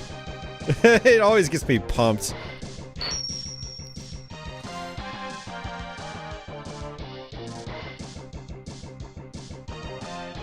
You love the first Sigma. Sigma 2 is where things were changed, for better or for worse.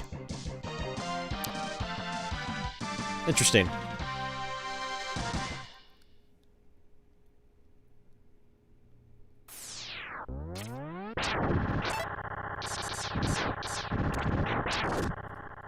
Yeah, I had heard they made a lot of gameplay changes, like tweaks and whatnot, and then also the visual effects were sort of enhanced in a way, but in a way that may not have been actually, like, really good for the experience. I'll have to look at comparison videos again. Alright, see you, Chris. Take care.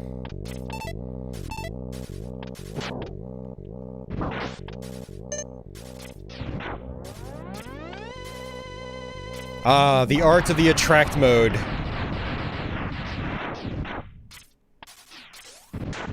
Where they show you how things actually work.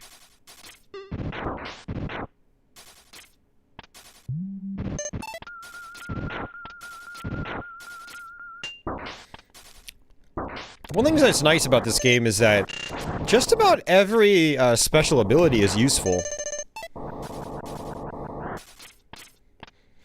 You can't really say the same for a lot of the later X games.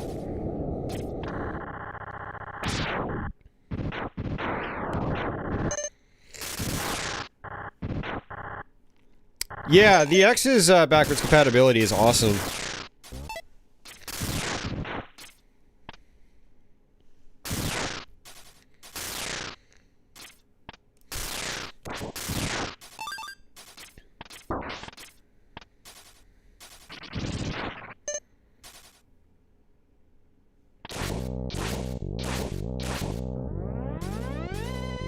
Yeah, I've very rarely seen attract modes in recent games.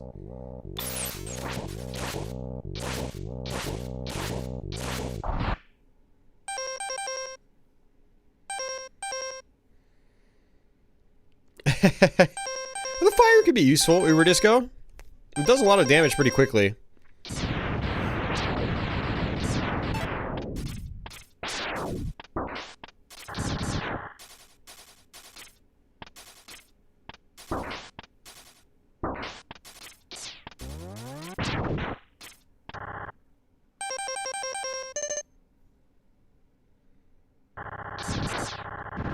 I don't know if I've ever actually watched this all the way through. It's kind of interesting seeing what they're doing. Like they're actually bringing up the menus and whatnot. All right, well, I think that's probably going to do it for me, guys. I do appreciate you guys hanging out again. I'll definitely try to have this archive up tomorrow at the very least. Maybe even tonight. I mean, the stream is less than 4 hours long, so it should be processed really fast tonight. So if I can have it up tonight, then I'll have it up tonight. But, yeah, fun times, man. I'm glad I finally got to show off the MS-DOS version of the game. That's something I've been wanting to do ever since I really started doing Let's Plays. I've wanted to cover the DOS version of the game because it is a game that I grew up with along with the Super Nintendo one, and it's just getting it working has always been difficult, and I always forget I can just use DOSBox, but I really like trying to get this stuff running on original hardware. And the MiSTer was basically like the next best bet. So, yeah, we were finally able to knock it out. Glad I was able to show that off. We'll probably end up doing a MiSTer DOS game stream sometime in the near future as a variety stream. And maybe we'll do something like Super Street Fighter 2, which is basically a conversion of the Super Nintendo Super Street Fighter 2. And it runs way better than Mega Man X. It's like total 60 frames a second. It runs really nice and plays really well. So, no, I'm not buying cotton. I don't need that. It's just a port of the arcade game. I can just play the arcade game in MAME.